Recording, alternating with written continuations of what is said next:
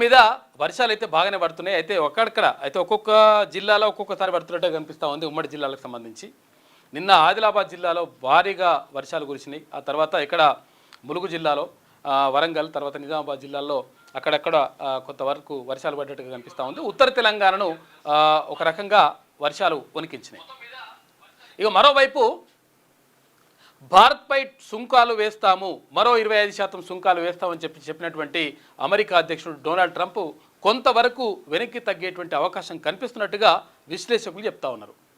ఎందుకనంటే అక్కడ రష్యా తర్వాత ఉక్రెయిన్ మధ్య జరుగుతున్నటువంటి యుద్ధానికి సంబంధించి 3.5 సంవత్సరాలుగా జరుగుతున్నటువంటి యుద్ధానికి సంబంధించి అక్కడ అమెరికా అధ్యక్షుడు డొనాల్డ్ ట్రంప్ చొరవ తీసుకొని ఆ ఇద్దరు అధ్యక్షులతో మాట్లాడి మొత్తం మీద ఒక సయోధ్య కుదిరించేటువంటి ప్రయత్నం చేస్తూ ఉన్నాడు. ఈ నేపథ్యంలో అక్కడ వాళ్ళ మధ్య ఒకవేళ యుద్ధం ఆగిపోతే తర్వాత యుద్ధం అంటే ఆపేయడానికి మేము సిద్ధంగా ఉన్నాం. తర్వాత అక్కడ జెలెన్స్కీ అంటే ఇక్కడ ఉక్రెయిన్ అధ్యక్షుడు జెలెన్స్కీ ఏమంటాడు ఏం కథ దానిపైన ఆధారపడి ఉంటుంది అని చెప్పేసి ఇక్కడ రష్యా అధ్యక్షుడు పుతిన్ చెప్పడంతో మొత్తం మీద ఒక రకంగా శాంతిపూర్వకమైనటువంటి ఒక ఒప్పందానికి వస్తున్నట్టుగా కనిపిస్తూ ఉంది. నిన్నైతే ఆపరేషన్ అయితే సక్సెస్ అయ్యింది. ఇక పేషెంట్ కూడా సక్సెస్ఫుల్గా బయటపడేటువంటి అవకాశాలు మాత్రం కూడా కనిపిస్తూ ఉన్నాయి. ఎందుకంటే చర్చలు సఫలమైనాయి. ఇక్కడ రష్యా అధ్యక్షుడు తర్వాత ఇక్కడ ఉక్రెయిన్ అధ్యక్షుడు కూడా అంగీకారానికి వచ్చినట్టుగా తెలుస్తూ ఉంది. అయితే ఇక్కడ అమెరికా అధ్యక్షుడు పుతిన్ తీసుకున్నటువంటి ఏదైతే చొరవతోటి మొత్తం మీద ఇదంతా జరుగుతూ ఉంది. అయితే ఇక్కడ ఈ నేపథ్యంలో రష్యా నుంచి చమురు ఉత్పత్తులను దిగుమతి చేసుకోవడం పైన తర్వాత దిగుమతులు రష్యాతోటి సంబంధాలు కలిగి ఉండడం పైన అక్కడ అమెరికా అధ్యక్షుడు డొనాల్డ్ ట్రంప్ ఆగ్రహం వ్యక్తం చేసిండు. అట్లా కాదు ఇట్లా వీళ్ళు రష్యాతోటి మొత్తం కూడా సంబంధాలు తెంచుకుంటేనే లెక్క, లేకపోతే మేము ఇది ఇష్టం వచ్చినట్టుగా సుంకాలు వేస్తామనేటువంటి మాటను చెప్పిండు. అయితే ఇప్పుడు ఇదేనికోసం చెప్పిండు ఇట్లా అంటే ఇక్కడ రష్యాకు తర్వాత ఉక్రెయిన్కు మధ్య యుద్ధం జరుగుతూ ఉంటే మీరు రష్యాకు ఇట్లా సంబంధాలు కొనసాగిస్తూ ఉంటే రష్యా రెచ్చిపోతూ ఉందనేటువంటిది ఇక్కడ అది అమెరికా అధ్యక్షుడు డొనాల్డ్ ట్రంప్ చెప్పినటువంటి మాట. అయితే ఈ నేపథ్యంలో మొత్తం మీద ఇక్కడ యుద్ధం సమసిపోతున్నటువంటి సమయంలో ఇక్కడ రష్యాకు తర్వాత అమెరికాకు మధ్య కూడా ఒక రకమైనటువంటి సుహృద్భావ చర్చలు, ఎందుకంటే ఒకే కార్లో పోయిరట నిన్న, ఒకటే కార్లో అక్కడ రష్యా అధ్యక్షుడు పుతిన్ తర్వాత అమెరికా అధ్యక్షుడు డొనాల్డ్ ట్రంప్ ఇద్దరు కూడా పోయినరు. ఇది ఇటువంటి ఘటనలు చాలా తక్కువగా జరుగుతుంటాయి. ఎందుకంటే ఎప్పుడైనా కానీ రష్యా సామ్యవాద దేశం, ఇక్కడ అమెరికా పెట్టుబడిదారి ఆర్థిక వ్యవస్థ ఉన్నటువంటి దేశం. అయితే ఈ రెండు ధృవాలు ఎప్పుడు కూడా కలవవు అసలు యాక్చువల్గా. కానీ నిన్న కలిసిన వాళ్ళు మాట్లాడుకున్నారు. తర్వాత ఈ యుద్ధాన్ని ఆపేసామనేటువంటి మాటను కూడా రష్యా అధ్యక్షుడు చెప్పడంతో మొత్తం మీద ఒక రకంగా సుహృద్భావ వాతావరణంలో యుద్ధాన్ని ఆపేయడానికి అవకాశాలు మాత్రం మెండుగా కనిపిస్తూ ఉన్నాయి. ఈ నేపథ్యంలో ఇక రష్యాతోటి మరి అమెరికాకు తర్వాత ఇక్కడ ఉక్రెయిన్ యుద్ధం ఆగుతున్నటువంటి తరుణంలో భారత్ నుంచి దిగుమతులు రష్యాకు చేసుకున్నా కానీ ప్రాబ్లం ఏం లేదనేటువంటి మాటకు వచ్చేటువంటి అవకాశం ఉంది అని చెప్పేసి చాలామంది విశ్లేషకులు చెప్తా ఉన్నారు. అయితే ఈ మరో 25% సుంకాలు పెంచుతాము భారత్ పైన అనేటువంటి మాట ఏదైతే ఉందో అది కొంతవరకు తగ్గేటువంటి అవకాశం ఉంది. ఇక రాష్ట్రంలో చూసుకుంటే ప్రధానంగా ఒక చర్చ జరుగుతూ ఉంది. అంటే సికింద్రాబాద్ మోండా మార్కెట్లో జరిగినటువంటి ఒక ఘటన, ఒక దళిత యువకుడు పైన అక్కడ ఉన్నటువంటి మార్వాడీలు దాడి చేసినటువంటి ఘటన నేపథ్యంలో ఒక ఆయన పాట రాసిండు. ఆ పాట రాస్తే అసలు యాక్చువల్గా అంటే ఈ మార్వాడీలకు సంబంధించి మొత్తం కూడా తెలంగాణ రాష్ట్రాన్ని తర్వాత ఇక్కడ హైదరాబాద్ సరౌండింగ్ మొత్తం కూడా మార్వాడీలు మొత్తం కూడా ఆక్రమించిండ్రు అనేటువంటి పాట బయటకు వచ్చింది. ఆ పాటకు సంబంధించి ఆయన రాష్ట్రాన్ని అరెస్ట్ చేసిండ్రు. అది పక్కకు పెడితే మొత్తం మీద మార్వాడీలు తెలంగాణ రాష్ట్రంలో నిజంగా తిష్ట వేసిండ్రా అంటే వేసిండ్రనే చెప్పాలి. ఇక్కడ పానీపూరి కాడ నుంచి బంగారం షాపుల దాకా, అక్కడ చెప్పుల షాపుల నుంచి ఇంకా వస్త్రాల షాపుల దాకా ప్రతి ఒక్కటి కూడా మార్వాడీలు మొత్తం కూడా తెలంగాణ రాష్ట్రంలో ఎక్కడ చూసినా కానీ అంటే ఇప్పుడు గతంలో ప్రధానంగా హైదరాబాద్కే పరిమితమైనటువంటి మార్వాడీలు ఇప్పుడు రాష్ట్ర వ్యాప్తంగా మొత్తం కూడా విస్తరించిండ్రు. ఇప్పుడు చిన్న ఎగ్జాంపుల్ తీసుకుంటే మా దగ్గర బొమ్మల రామారం మండలం, యాదాద్రి భువనగిరి జిల్లా బొమ్మల రామారం. ఇప్పుడు బొమ్మల రామారంలో మిగతా వ్యాపారులు అందరూ కూడా మొత్తం ఎవరు లేకుండా పోయిర్రు. మొత్తం కూడా మార్వాడి షాపులే కనిపిస్తున్నాయి. ప్రతి ఒక్క షాప్, ఏ షాప్ చూసుకున్నా ఏ వ్యాపారం చూసుకున్నా వాళ్ళే కనిపిస్తూ ఉన్నాయి. ఈ నేపథ్యంలో మొత్తం మీద మార్వాడీలకు వ్యతిరేకంగా ఒక ఉద్యమం నడుస్తూ ఉంది. అంటే మార్వాడీలు మొత్తం కూడా ఇక్కడ వ్యాపారాలన్నింటి కూడా కబ్జా చేసి తర్వాత మొత్తం కూడా దోచుకుంటున్నటువంటి నేపథ్యంలో ఇక్కడ రంగారెడ్డి జిల్లా ఒక ప్రాంతంలో ఏది పిలుపు కూడా ఇచ్చేసిండ్రు, బంద్కు పిలుపునిచ్చిండ్రు. ఈ నేపథ్యంలో పార్టీలు కూడా దీనిపైన మాట్లాడుతున్నాయి. అంటే మరి మార్వాడీలకు అండగా ఉండాలనా లేకపోతే మార్వాడీలను వ్యతిరేకించాలనా అని అనుకున్నప్పుడు పార్టీలు మాత్రం ఇక్కడ భారతీయ జనతా పార్టీ మార్వాడీలకు అండగా ఉంటుంది, తర్వాత అంటే వాళ్లకు వ్యాపారాలు చేసుకోవచ్చు అనేటువంటి మాటను భారతీయ జనతా పార్టీ చెప్తా ఉంది. ఇక ఏఐసిసి ఇక్కడ కాంగ్రెస్ పార్టీకి సంబంధించి కూడా కాంగ్రెస్ పార్టీ కూడా అంటా ఉంది అట్లేం లేదు, ఎవరైనా వ్యాపారాలు చేసుకోవచ్చు అనేటువంటి చెప్తుంది. ఇక బీఆర్ఎస్ పార్టీ మాత్రమే ఇంకా తన వైఖరి ఏంటో చెప్పలేదు. అయితే ఏది ఏమైనప్పటికీ ఇక్కడ మార్వాడీలు పూర్తిగా మొత్తం కూడా అన్ని వ్యాపారాల్లో కూడా తెలంగాణలో పూర్తిగా విస్తరించినటువంటి పరిస్థితి కనిపిస్తూ ఉంది. అయితే ఈ నేపథ్యంలో కొంతవరకు వ్యతిరేకత వస్తూ ఉంది. అంటే మొత్తం కూడా స్థానికులుగా ఉన్నటువంటి ఎవరైతే చిన్న చిన్న వ్యాపారులు ఉంటారో ఆ వ్యాపారులకు దెబ్బ పడుతూ ఉంది. మార్వాడీలు ఏంటంటే యాక్చువల్గా ఒక్కరికి ఆపద వస్తే అందరూ కూడా వచ్చేసి మొత్తం కూడా కొట్లాటకైనా దేనికైనా రెడీగా ఉంటారు. తర్వాత ఇక్కడ హైదరాబాద్లో ఏది చాలా మార్కెట్లు కూడా ఇక్కడ రాణిగంజ్ నుంచి తర్వాత ఏ మార్కెట్లు చూసుకున్నా కానీ రిసాలా బజార్ ఏ మార్కెట్లు చూసుకున్నా కానీ మొత్తం కూడా మార్వాడీలతోటి నిండి ఉంటాయి. ఈ నేపథ్యంలో నిజంగా మరి మార్వాడీలు తెలంగాణ రాష్ట్రంలో పూర్తిగా మరి ఆక్రమించిండ్రా అంటే గతంలో ఆంధ్ర వాళ్ళు ఇక్కడ మొత్తం కూడా వ్యాపారాలను కానీ తర్వాత మిగతా విషయాల్లో కానీ ఇట్లా ఉన్నారనేటువంటి ఆరోపణలు ఉండే, కానీ ఈ స్థాయిలో లేదు. అయితే పూర్తి స్థాయిలో వ్యాపారాలు మొత్తం కూడా మార్వాడీల చేతులకు వెళ్ళిపోయినటువంటి పరిస్థితి కనిపిస్తూ ఉంది. ఈ నేపథ్యంలో ఒక చర్చ మాత్రం జరుగుతూ ఉంది. మార్వాడీలను బహిష్కరించాలి అనేటువంటి కాడికి వచ్చింది. బహిష్కరించాలనేటువంటి పిలుపు నేపథ్యంలో బంద్కు కూడా పిలుపునిచ్చేసిండ్రు ఇక్కడ రంగారెడ్డి జిల్లాలో ఒక ప్రాంతంలో. అయితే మొత్తం మీద ఇది జరుగుతున్నటువంటి చర్చ ఎక్కడికి దారితీస్తుంది? నిజంగా మార్వాడీలను ఇక్కడ ఉండాలా లేకపోతే మార్వాడీలు ఉండడం వల్ల ఇక్కడ స్థానికులకు ఏమైనా నష్టం జరుగుతుందా లేకపోతే లాభం జరుగుతుందా అని చూసుకున్నప్పుడు కొంతవరకు వ్యాపారులకు సంబంధించి మాత్రం 100% కొంతవరకు వ్యాపారులకు నష్టం జరిగేటువంటి అవకాశం మాత్రం కనిపిస్తూ ఉంది. ఎందుకంటే ఇప్పుడు ఏది మహారాష్ట్రలో చూసుకుంటే శివసేన పార్టీ చిన్న ఏ విషయానికి సంబంధించినైనా కానీ ఇక్కడ స్థానికులే ఇక్కడ ఉండాలి, వ్యాపారాలు చేసుకోవాలి, తర్వాత ఏదైనా చేసుకోవాలనేటువంటి మాటను శివసేన పార్టీ చెప్తా ఉంది. అక్కడ గతం నుంచి బాల్ ఠాక్రే కాడ నుంచి ఇప్పుడు ఉద్ధవ్ ఠాక్రే దాకా. అయితే అక్కడ మహారాష్ట్రలో స్థానికులకే ఇవన్నీ అవకాశాలు ఉండాలనేటువంటిది అక్కడ మహారాష్ట్రలో ఉన్నటువంటి పార్టీల యొక్క వాదన కొన్ని. అయితే ఈ నేపథ్యంలో మరి తెలంగాణలో మార్వాడీలు మొత్తం కూడా రెచ్చిపోతూ ఉన్నారు, తర్వాత దాడులు చేస్తూ ఉన్నారు. ఒక దళిత యువకుడు పైన జరిగినటువంటి దాడికి సంబంధించి అంటే ఏదో బండి పెట్టుకుంటే అట్టెట్లయితే ఇట్లయితే అని చెప్పేసి తీసుకొచ్చేసి ఇష్టం వచ్చినట్టుగా కొట్టేసిండ్రు అనేటువంటిది ఆరోపణ. అయితే ఈ నేపథ్యంలో మొత్తం కూడా రాష్ట్ర వ్యాప్తంగా చర్చ జరుగుతూ ఉంది. మరి మార్వాడీలు నిజంగా తెలంగాణ రాష్ట్రంలో ఉండాలా?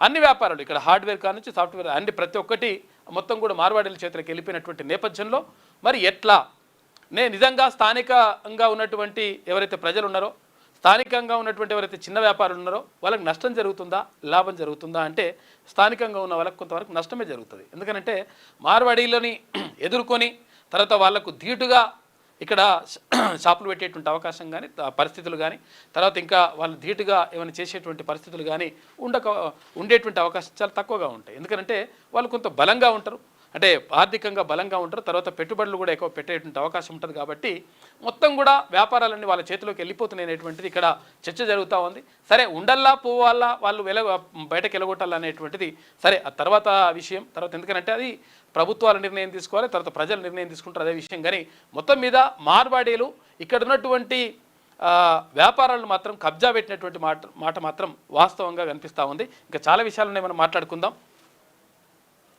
మార్నింగ్ న్యూస్లో ముందుగా ఈనాడు దినపత్రికను చూద్దాం. ఇక పోస్ట్ మార్టంలో దొరికేస్తారు, మాటలు కాదు పోస్టులే పలుకుతాయి, మోహాలు కాదు అభిప్రాయాలే కనిపిస్తాయి, నేపథ్యం కాదు సోషల్ మీడియా చరిత్రే ప్రామాణికం, వీసా దరఖాస్తు నుంచి ఉద్యోగ నియామకం వరకు సోషల్ మీడియా వెట్టింగ్ పెద్ద చిక్కులే తెచ్చిపెడుతోంది అని చెప్పేసి ఒక ప్రత్యేక కథనాన్ని వేసింది ఈనాడు దినపత్రిక. అంటే ఏంటిది అసలు యాక్చువల్గా పోస్ట్ మార్టంలో దొరికేస్తారు అంటే పోస్ట్ మార్టం ఏం కాదు. ఇక్కడ కావాల్సింది ఏంటంటే పోస్టులు పెడతారు కదా, ఏది సోషల్ మీడియాలో పోస్టులు పెడతారు, లేదంటే వాట్సాప్ గ్రూప్లలో పోస్టులు పెడుతుంటారు, లేదంటే ఇక్కడ ఫేస్బుక్లో పోస్టులు పెడుతుంటారు, లేదంటే ట్విట్టర్లో పోస్టులు పెడుతుంటారు. ఈ పోస్టులు పెట్టడం అనేటువంటిది ఎటువంటి పోస్టులు పెడుతున్నారు వీళ్ళ ఆలోచన విధానం ఎట్లా ఉన్నది, ఏం కథ, అసలు సంస్థకు అనుకూలంగా ఉందా, సంస్థకు వ్యతిరేకంగా ఉందా, లేకపోతే ఆ దేశానికి వ్యతిరేకంగా ఉందా, అనుకూలంగా ఉందా, ఇవన్నీ విషయాలు కూడా పరిశీలిస్తూ ఉన్నారంట. ఇక్కడి నుంచి అమెరికాకు వెళ్ళేటువంటి ఎవరైతే ఉద్యోగార్థులు ఉంటారో, ఎవరైతే విద్యార్థులు ఉంటారో వాళ్లకు సంబంధించి ఈ విషయాలన్నీ కూడా అబ్జర్వ్ చేస్తూ ఉన్నారంట. ఈజీగా వాళ్ళు పట్టేస్తున్నారు అనేటువంటి కథనాన్ని వేసింది ఈనాడు దినపత్రిక. హైదరాబాద్కు చెందిన సురేష్ అమెరికాలో ఉద్యోగం చేయాలని కలలు కనేవాడు. అనుభవం లేకపోవడంతో ఫ్రెషర్గా అవకాశాలు వచ్చేవి కాదు. దీంతో ఇక ఫేక్ ఎక్స్పీరియన్స్ పెట్టి ఉద్యోగం సంపాదించాడు. ఆఫర్ లెటర్ పెట్టుకొని అమెరికాలో దిగాడో లేదో అక్కడి సిబ్బంది అతడిని వెంటనే భారత్కు డిపోర్ట్ చేశారు. అయితే ఇంతకీ అతడు చేసినటువంటి తప్పు ఏంటంటే ఓ స్నేహితుడితో వాట్సాప్లో చాట్ చేస్తూ రిక్రూటర్ను బురిడి కొట్టించాను రా పిచ్చోడు, ఫేక్ ఎక్స్పీరియన్స్ను కనిపెట్టలేకపోయాడు, జాబ్ ఇచ్చేశాడు అని అన్నాడు. అది ఎలా తెలిసిందో ఏమో కానీ సురేష్ లక్ష్యం నీరు గారిపోయింది. అక్కడి నుంచి ఉద్యోగం ఉడవేకి మళ్ళా ఇక్కడికి పంపించేసిరట. ఇక బెంగళూరుకు చెందిన అశుతోష్ ఉద్యోగంలో ఉన్నప్పుడు బాస్ మీద మీమ్స్ తయారు చేసి వాట్సాప్ గ్రూప్లో షేర్ చేసేవాడు. ఆ మెసేజ్ విరివిగా ఫార్వర్డ్ అవుతూ చేరకూడని వ్యక్తికే చేరాయి. దీంతో కంపెనీ పాలసీ మేరకు అశుతోష్ను ఉద్యోగం నుంచి తీసేసారు. ఇక కోపంలోనో బాధలోనో మాట జారి ఎవరినైనా తిట్టినా ఇక తెగిడినా కొన్ని రోజులకు వాళ్ళకు విషయాలు తెలుసుకున్న తర్వాత వాళ్ళ ఉద్యోగం పోయేటువంటి ప్రమాదం ఉంటుందంటే. కాబట్టి జాగ్రత్తగా ఉండండి. సోషల్ మీడియాలో పోస్టు పెట్టేటప్పుడు కానీ లేకపోతే వాట్సాప్ గ్రూపులలో పోస్టు పెట్టేటప్పుడు కానీ ఇవన్నింటిలో జాగ్రత్తగా ఉండండి. ఉంటే మంచిది, లేకపోతే మీ ఉద్యోగం కూడా ఉసుకాకేటువంటి అవకాశం ఉందంట. అమెరికా పోయేటోళ్ళు ఇంకా జాగ్రత్తగా ఉండాలి. ఇక ఆదిలాబాద్ వణికింది, మురిగింది అంట. ములుగు జిల్లా గోవిందరావుపేటలో 22 సెంటీమీటర్లు, ఆదిలాబాద్ జిల్లా తాంసీలో 17 సెంటీమీటర్లు, మంచిర్యాల జిల్లాలో గంటన్నరలో 12.5 సెంటీమీటర్ల వర్షపాతం. పొంగి పొర్లుతున్న వాగులు, భూపాలపల్లిలో 19 గ్రామాలకు నిలిచిన రాకపోకలు. చాలా దారుణంగా ఉన్న పరిస్థితి. 5 జిల్లాలకు రెడ్ అలర్ట్ జారీ చేసింది ఐఎండీ. రాష్ట్రంలోని కొన్ని ప్రాంతాల్లో వర్షాలు దంచి కొడుతున్నాయి. బంగాళాఖాతంలో అల్పపీడన ప్రభావంతో ఉత్తర తెలంగాణ జిల్లాలు వణికిపోతున్నాయి. శుక్రవారం నుంచి శనివారం ఉదయం వరకు రాష్ట్ర వ్యాప్తంగా పలు జిల్లాల్లో కుండపోతగా వాన కురిసింది. ముఖ్యంగా మన్యం జిల్లాలైన ఉమ్మడి ఆదిలాబాద్, ములుగు జిల్లాలు శనివారం అత్యంత భారీ వర్షాలతో అతలాకుతలమయ్యాయి. ఆదిలాబాద్ జిల్లాలో ఉదయం 6 గంటల నుంచి మధ్యాహ్నం 12 గంటల వరకు 6 గంటల వ్యవధిలోనే కుంభవృష్టి కురిసింది. రాష్ట్రంలో అత్యధికంగా ములుగు జిల్లా గోవిందరావుపేటలో ఇట్లా వర్షపాతం కురిసిందంట. 22 సెంటీమీటర్ల వర్షపాతం కురిసిందంట. భారీగా వర్షాలు ఉన్నాయి. మొత్తం కూడా ఎక్కడికక్కడ మునిగిపోతున్నటువంటి పరిస్థితి కనిపిస్తూ ఉంది. భారీ వర్షాల కారణంగా ఆదిలాబాద్ పట్టణంలోని గ్రీన్ సిటీ ప్రాంతంలో నివాసాలను చుట్టుముట్టిన వరద నీరు చూసుకో. మొత్తం నీళ్లు ఏడుకొచ్చినాయంటే ఇండ్లు చెరువులు అవుతున్నాయి.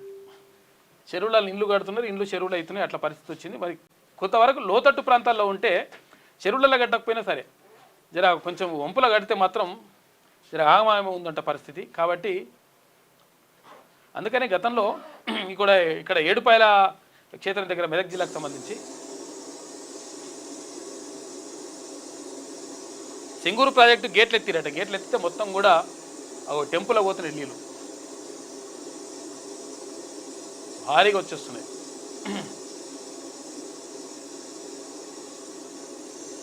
ఇట్లా ఎక్కడ చూసినా కానీ వరదలతో అతలాకుతలం అయిపోతూ ఉన్న పరిస్థితి అంతా కూడా. వర్షాలు భారీగా ఉన్నాయి. కాకపోతే ఏంటంటే కొంచెం లోతట్టు ప్రాంతాల్లో ఉన్న వాళ్ళు, ఇంకా హైదరాబాద్ కానీ వరంగల్ కానీ సిటీలో ఉన్న వాళ్ళు కూడా కొంచెం జాగ్రత్తగా ఉండండి. ఎందుకంటే ఏ టైంకి ఎట్లా వస్తుందో అర్థమవుతలేదు. ఇక ఆదిలాబాద్ కోజా కాలనీలో వరద ప్రవాహాన్ని కొట్టుకుపోతున్న కారు ఇట్లా కొట్టుకుపోతున్నాయి. దారుణంగా ఉంది పరిస్థితి. షాడో నేత వసూళ్ల మేత. ఇక పోలీస్ శాఖలో ఓ రాజకీయ నాయకుడి దందాలు, అడ్డగోలుగా దండుకునేందుకు అండదండలు, కీలక పోస్టింగ్ల కోసం అతడి చుట్టూ అధికారుల ప్రదక్షిణలు. ఇక పోస్టింగ్ కావాలంటే ఎస్ఐ పోస్టింగ్ కావాలి, ఈడ కావాలంటే వాడ కావాలంటే మరి ఇంత ముట్టే చెప్పాలి. మరి సిఐ పోస్ట్ కావాలంటే, డిఎస్పీ పోస్ట్ కావాలంటే ఇట్లా ఇంత ముట్టే చెప్తే మీకు అనుకున్న చోట, ఎందుకంటే 4 పైసలు వచ్చే చోట ఇస్తారట. అటువంటి ఇస్తా అని చెప్పేసి ఒక మనిషి మొత్తం కూడా మోసం చేస్తూ ఉన్నట్టు ఆయనని చాలామంది నమ్ముతూ ఉన్నారు. ఆయన దొరికిపోయింది కథ. ఆయన పేరేందో మాత్రం రాయలేదు ఈమె. మరి ఎందుకో ఆయన పేరు రాయలేదు, ఈ డిఎస్పీ పేరు కూడా రాయలేదు, డీసీపీ పేరు కూడా రాయలేదు. పోలీస్ శాఖలో ఓ రాజకీయ నాయకుడి దందాలు, అడ్డగోలుగా దండుకునేందుకు అండదండలు, కీలక పోస్టింగ్ల కోసం అతడి చుట్టూ అధికారుల ప్రదక్షిణలు, సిండికేట్ నడుపుతున్న 3 డీసీపీలు.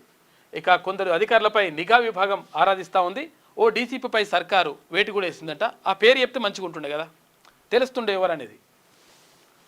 తెలంగాణ పోలీస్ శాఖలో ఓ షాడో నేత వ్యవహారం కలకలం సృష్టిస్తోంది. ప్రభుత్వంలో తనకు పలుకుబడి ఉందని ప్రచారం చేసుకుంటున్న అతడికి ప్రసన్నం చేసుకుంటే చాలు, అయితే ఫోకల్ పోస్టింగ్ దక్కుతుందనే భ్రమలో పలువురు అంటగాగుతుండడం శాఖలో చర్చనీయాంశంగా మారింది.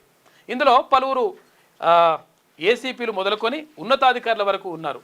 అయితే పలువురు డీసీపీలు అతడితో కలిసి దందాల్లో మునిగి తేలుతున్నారనే ఆరోపణలు కూడా ఉన్నాయి. డీసీపీలు అంటే ఇప్పుడు సిటీ ప్రాంతంలో ఉంటే డీసీపీలు అంటారు, జిల్లాల్లో ఉంటే వీళ్ళు ఎస్పీ క్యాడర్, ఇది జిల్లా ఎస్పీ అంటాం కదా ఆ క్యాడరు, వాళ్ళల్లో కూడా ఇట్లా ఉన్నారంట కొంతమంది. ఇది ఏందో అసలు యాక్చువల్గా వాళ్ళ నమ్ముడేందో, ఇదంతా పోస్టింగ్లు ఏందో, ఈ కథ ఏందో, పైసలు వచ్చుడేందో, ఈ కథ అది లోతుకి వెళ్తే అర్థమవుతుంది లెక్క. ప్రభుత్వ రంగానికి చెందిన ఓ సొసైటీ అధ్యక్షుడి హోదాలో ఉన్న షాడో నేతతో అంటగాగుతున్న కొందరు పోలీస్ అధికారుల గురించి నిఘా వర్గాలు ఆరాధిస్తున్నట్లు తెలిసింది. ఈ జాబితాలో కొందరు ఐపీఎస్ అధికారులు ఉండడం విస్తుగొల్పుతోంది. చూసుకోయిగా ఇలా ఐపీఎస్ ఆఫీసర్లు కూడా ఉన్నారంట, మరి ఏందో కథగా. ఆ డీసీపీల త్రయం అంటే ముగ్గురు తీరుతో కలకలం. ఏ కీలక కమిషనరేట్ల పరిధిలో ఇదంతా కూడా జరుగుతూ ఉందంట. ఓ డీసీపీ భూ వివాదాల్లో తలదూర్చుతూ అక్రమార్జనకు పాల్పడుతున్నాడు. తన జోన్ పరిధిలోని భూ వివాదాలను సెటిల్ చేసే బాధ్యతను అతడి కుటుంబ సభ్యులు పర్యవేక్షిస్తున్నారు. తన సెటిల్మెంట్ వ్యవహారాలను బహిర్గతం చేస్తున్నారంటూ తన కార్యాలయంలోని సిబ్బందిని మార్చేయడం చర్చనీయాంశంగా మారిందని చెప్పేసి అంటున్నారు. ఇది ఎట్లా అంటే ఇప్పుడు ఏంది, ఇక్కడ జూబ్లీ హిల్స్ దగ్గర ఉంటుంది. ఈ జూబ్లీ హిల్స్ దగ్గర ఒక ఆయన ఎవరు సిఐ ఉంటాడు, ఎవరు ఎక్సైజ్ సిఐ. ఆ ఎక్సైజ్ సిఐ ఏముంటాడంటే ఇక మొత్తం కూడా కింద అధికారులు ఎవరైనా ఉంటారుగా, ఎస్ఐలు, తర్వాత ఈ కానిస్టేబుల్ వీళ్ళు ఉంటారు కదా ఎక్సైజ్ శాఖలో, వాళ్ళను ఇష్టం వచ్చినట్టుగా ఆడుకుంటా ఉన్నట. ఆంధ్ర ఆయన భార్య ఎవరు, ఏది ఆంధ్రాలో ఉంటే ఏమే అది అసలు యాక్చువల్గా ఆమె ఇక్కడ అనమాట, ఏది హైదరాబాద్. అయితే ఆమెకు సాఫ్ట్వేర్ ఉద్యోగం. అసలు యాక్చువల్గా స్పౌజ్ అని చెప్పేసి స్పౌజ్ అని ఉంటుంది. ఈ స్పౌజ్ అంటే ఏంటంటే భార్యాభర్తలు ఇద్దరు కూడా ప్రభుత్వ ఉద్యోగులు అయితే ఒకే చోట ఉండాలనేటువంటి ఒక నిబంధన ఉన్నది. అయితే ఈ నిబంధన కింద అసలు యాక్చువల్గా ప్రైవేట్ ఉద్యోగంలో ఆమె ఉంటే, ఈయన గవర్నమెంట్ ఉద్యోగి అయితే అసలు యాక్చువల్గా వీళ్ళకి వర్తించదు. ఆయనదేమో ఏపీ. ఆ ఏపీ ఆయన తీసుకొచ్చేసి మళ్ళీ ఇక్కడ జూబ్లీహిల్స్లో పోస్టింగ్ ఇప్పించుకొని సిఐ, ఏది ఎక్సైజ్ సిఐ పోస్టింగ్ ఇప్పించుకొని ఇక ఆయన కావాల్సినట్టు కథ నడిపిస్తూ ఉన్నాడట. అంటే ఇట్లా నడుస్తుందన్నమాట లెక్క. అంటే ఒకవేళ పలుకుబడి ఉండి లేకపోతే అందరినీ కొంతమందిని మేనేజ్ చేసి ఇదంతా కూడా కొంతమంది నడుపుతూ ఉన్నారు. ఎక్సైజ్ శాఖలో ఆయన పైన కూడా సంగతి కూడా చూస్తే మంచిగా ఉంటుందని చెప్పేసి చాలామంది అంటున్నారు. అయితే ఇది విషయం ఏంటంటే ఇక్కడ పోస్టింగ్ ఇచ్చినందుకు పైసలు పంపిణీ కథా కార్యక్రమం, తర్వాత కొంతమంది నేతలు ఈ ట్రాన్స్ఫర్లు ఇవన్నీ కూడా కథా కార్యక్రమం అంతా కూడా నడుస్తూ ఉందంట. పోలీస్ శాఖలో ఇట్లా నడవడం వల్ల ఏమవుతుందంటే, అంటే కీలకమైనటువంటి పోస్టులు అంటే దాని అర్థం ఏంటంటే అక్కడ పైసలు ఎక్కువ వస్తాయని అర్థం అనమాట. ఆ పైసలు ఎక్కువ వచ్చే దగ్గర వీళ్ళని పెడుతున్నట. మరి పైసలు తీసుకుంటున్నారు అనేది ఇప్పుడు అర్థమవుతున్నట్టే కదా క్లియర్గా. ఓ డీసీపీ భూ వివాదాల్లో తలదూర్చుతూ అక్రమార్జనకు పాల్పడుతున్నాడు. తన జోన్ పరిధిలోని భూ వివాదాలను సెటిల్ చేసే బాధ్యతను అతడి కుటుంబ సభ్యులు పర్యవేక్షిస్తున్నట. తన సెటిల్మెంట్ల వ్యవహారాలను బహిర్గతం చేస్తున్నారంటూ తన కార్యాలయంలోని సిబ్బందిని మార్చేయడం చర్చనీయాంశమైంది. ఇక ఇంకో డీసీపీ సైతం భూ వివాదాలే లక్ష్యంగా చేసుకొని దందాలు సాగిస్తున్నాడు. కొన్ని రోజుల క్రితం తన భూమి పొసెషన్ కోసం సహకరించాలని ఓ వ్యక్తి కోరగా ఎకరాకు 50,000 రూపాయల చొప్పున ఇవ్వాలని డిమాండ్ చేసినట. దీంతో అతడు కిమ్మనకుండా వెనుక తిరిగిపోయిందంట. పైసలు వసూలు చేయాలి, కథం చేయాలి, లేకపోతే కథ ఆగమాగం అవుతుందని చెప్పి చెప్తున్నట. ఈ భూ వివాదాల యాక్చువల్గా విషయం ఏంటంటే ఈ సివిల్ వివాదాల్లో యాక్చువల్గా పోలీసులు జోక్యం చేసుకోకూడదు అనేటువంటి ఒక నిబంధన ఉన్నది. అయినా కానీ కొంతమంది ఇష్టం వచ్చినట్టుగా చేస్తున్నటువంటి ఆరోపణ కాదు. ఇప్పుడు ఆధారాలు కూడా చెప్తుంది కానీ పేర్లు చెప్తలే. ఈనాడు పేర్లు కూడా చెప్తే మంచిగా ఉంటుండే, ఎందుకంటే ఎవరు ఏందనేది క్లారిటీ వస్తుండే. నేరుగా ఒప్పందమే ఉత్తమం, రష్యా ఉక్రెయిన్లు దానిపై దృష్టి నిలపాలి, కాల్పుల విరమణతో ప్రయోజనం లేదు అని చెప్పేసి ట్రంప్ అంటున్నాడు. రేపు అగ్రరాజ్యాధిపతినిధి కలవనున్న జెలెన్స్కీ నిర్ణయం లేకుండానే ముగిసిన ట్రంప్ పుతిన్ భేటీ అని చెప్పేసి ఒక వార్త కనిపిస్తూ ఉంది. మొత్తం మీద అసలు ఒక చారిత్రక ఘట్టం ఇది. ఎందుకంటే అమెరికా అధ్యక్షుడు ఇక్కడ రష్యా అధ్యక్షుడు కలవడం అనేటువంటి చాలా అరుదుగా జరుగుతాయి చరిత్రలో. కానీ జరిగిన తర్వాత అక్కడ రష్యాకు తర్వాత ఉక్రెయిన్కు మధ్య ఉన్నటువంటి యుద్ధాన్ని ఆపాలని చెప్పేసి ఇక్కడ ట్రంప్ కోరడం, ఆ తర్వాత ఇరు దేశాలు కూడా అంగీకరించినట్టుగా తెలుస్తూ ఉంది. ఇంకా పూర్తి స్థాయిలో ఒప్పందం కాలేదు కానీ అయ్యే అవకాశాలు మాత్రం కనిపిస్తున్నాయి. అలెస్కాలోని యాంకరేజ్లో జరిగిన చర్చల్లో పాల్గొన్న రష్యా అధ్యక్షుడు పుతిన్, ఆ దేశ విదేశాంగ శాఖ మంత్రి సెర్గీ లావ్రోవ్, అమెరికా అధ్యక్షుడు డొనాల్డ్ ట్రంప్, విదేశాంగ మంత్రి మార్క్ రుబియో తదితరులు కూడా అందరూ కూడా నిన్న పాల్గొన్నారు. ఉక్రెయిన్ రష్యాలు నేరుగా శాంతి ఒప్పందాన్ని కుదుర్చుకోవడమే ఆ రెండు దేశాల మధ్య యుద్ధాన్ని ముగించేందుకు ఉత్తమ మార్గమని అమెరికా అధ్యక్షుడు డొనాల్డ్ ట్రంప్ అభిప్రాయపడ్డారు. కాల్పుల విరమణ ఒప్పందాన్ని కుదిర్చినా అది నిలబడే అవకాశాలు తక్కువేనన్నారు. కాల్పుల విరమణ అని చెప్పి సపరేట్ కూకున్నా కానీ ఎప్పుడన్నా ఒకసారి కోపం వస్తే ఈయన తుపాకి పెడతారు, ఆయన తుపాకి పెడతారు, ఈయన బాంబులు వేస్తారు, వాళ్ళు బాంబులు వేస్తారు. దీంతో ప్రాబ్లం అవుతుందని చెప్పి అంటున్నారంట. అందుకని కాల్పుల విరమణ కాదు, మొత్తం పూర్తిగా యుద్ధం ఆగిపోవాలని చెప్పేసి అన్నారంట ఎక్కడ ట్రంప్. 3.5 ఏళ్లకు పైగా దోమ వచ్చినట్టుంది. 3.5 ఏళ్లకు పైగా సాగుతున్న యుద్ధాన్ని విరమింపజేసేందుకు అలస్కా వేదికగా రష్యా అధినేత పుతిన్తో అగ్రరాజ్యాధిపతి శుక్రవారం 2.5 గంటల సేపు భేటీ అయినా ఎలాంటి ఒప్పందం కుదరలేదంట. ఈ విషయంలో తాము విఫలమైనట్లు నేతలిద్దరూ అంగీకరించారు. చర్చలు మాత్రం సానుకూలంగా సాగినట్లు చెప్తున్నారు. చర్చలు సానుకూలంగానే ఉన్నాయి కానీ ఇద్దరు అంగీకరించలేదు, అది ఓకే కాలేదంట లెక్క డీల్.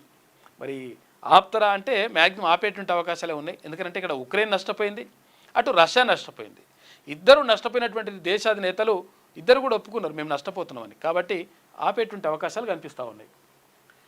ఇక ఈ నేపథ్యంలో భారత్పై అదనపు సుంకాల భారం ఉండకపోవచ్చు అని చెప్పేసి ట్రంప్ సంకేతాలు ఇచ్చిండు. ఎందుకంటే ఈ రెండు ఓకే అవుతున్నాయి కాబట్టి ఉక్రెయిన్ రష్యా యుద్ధం ఆగిపోతే భారత్కు కొంతవరకు మేలు జరిగేటువంటి అవకాశం ఉంటుంది. ఎందుకంటే ఇక్కడ ఎవరు ట్రంప్ ఈ సుంకాలు వేస్తా అట్లేస్తా ఇట్లేస్తా అన్నాడు కదా, అవి కొంతవరకు ఆపుతారంట. ఎవరిపైనో కోపాన్ని ప్రదర్శించడానికి సీఎం కాలేదు, వాళ్ళ దుఃఖానికి నా గెలిపే చాలు, అధికారంలో ఉన్నంతకాలం పేదల కోసమే పనిచేస్తా. పుస్తకావిష్కరణ సభలో ముఖ్యమంత్రి రేవంత్ రెడ్డి నిన్న మాట్లాడాడు. అయితే ఎవరిపైనో కోపాన్ని ప్రదర్శించడానికి రాలేదు, నేను ప్రజల కోసం వచ్చినని చెప్పేసి ముఖ్యమంత్రి చెప్తా ఉన్నాడు.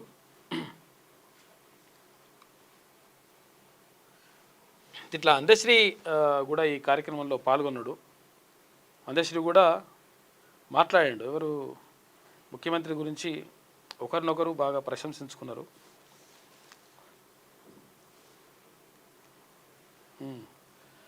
తనను గతంలో ఎవరో ఇబ్బంది పెట్టారనో, కష్టం నష్టం కలిగించారనో, వారిపై కోపాన్ని ప్రదర్శించారన్న ఆలోచనతో తాను సీఎం కాలేదని రేవంత్ రెడ్డి స్పష్టం చేశారు.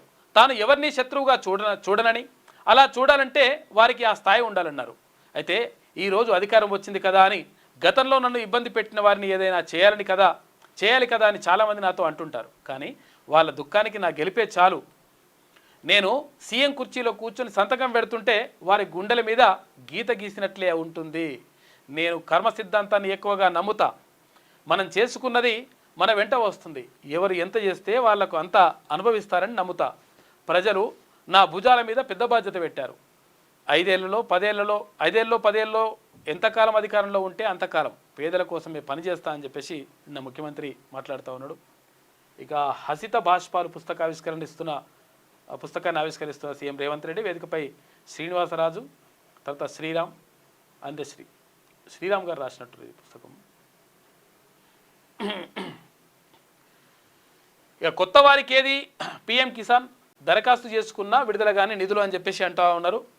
అయితే పిఎం కిసాన్ నిధులు ఎంత భూమి ఉన్నా ఏం కథ ఉన్నా ఏమైనా కానీ 2,000 రూపాయలు వేస్తుండే, మరి పెరుగుతున్నట్టుంది. 6,000 రూపాయలు చేస్తారట ఈసారి.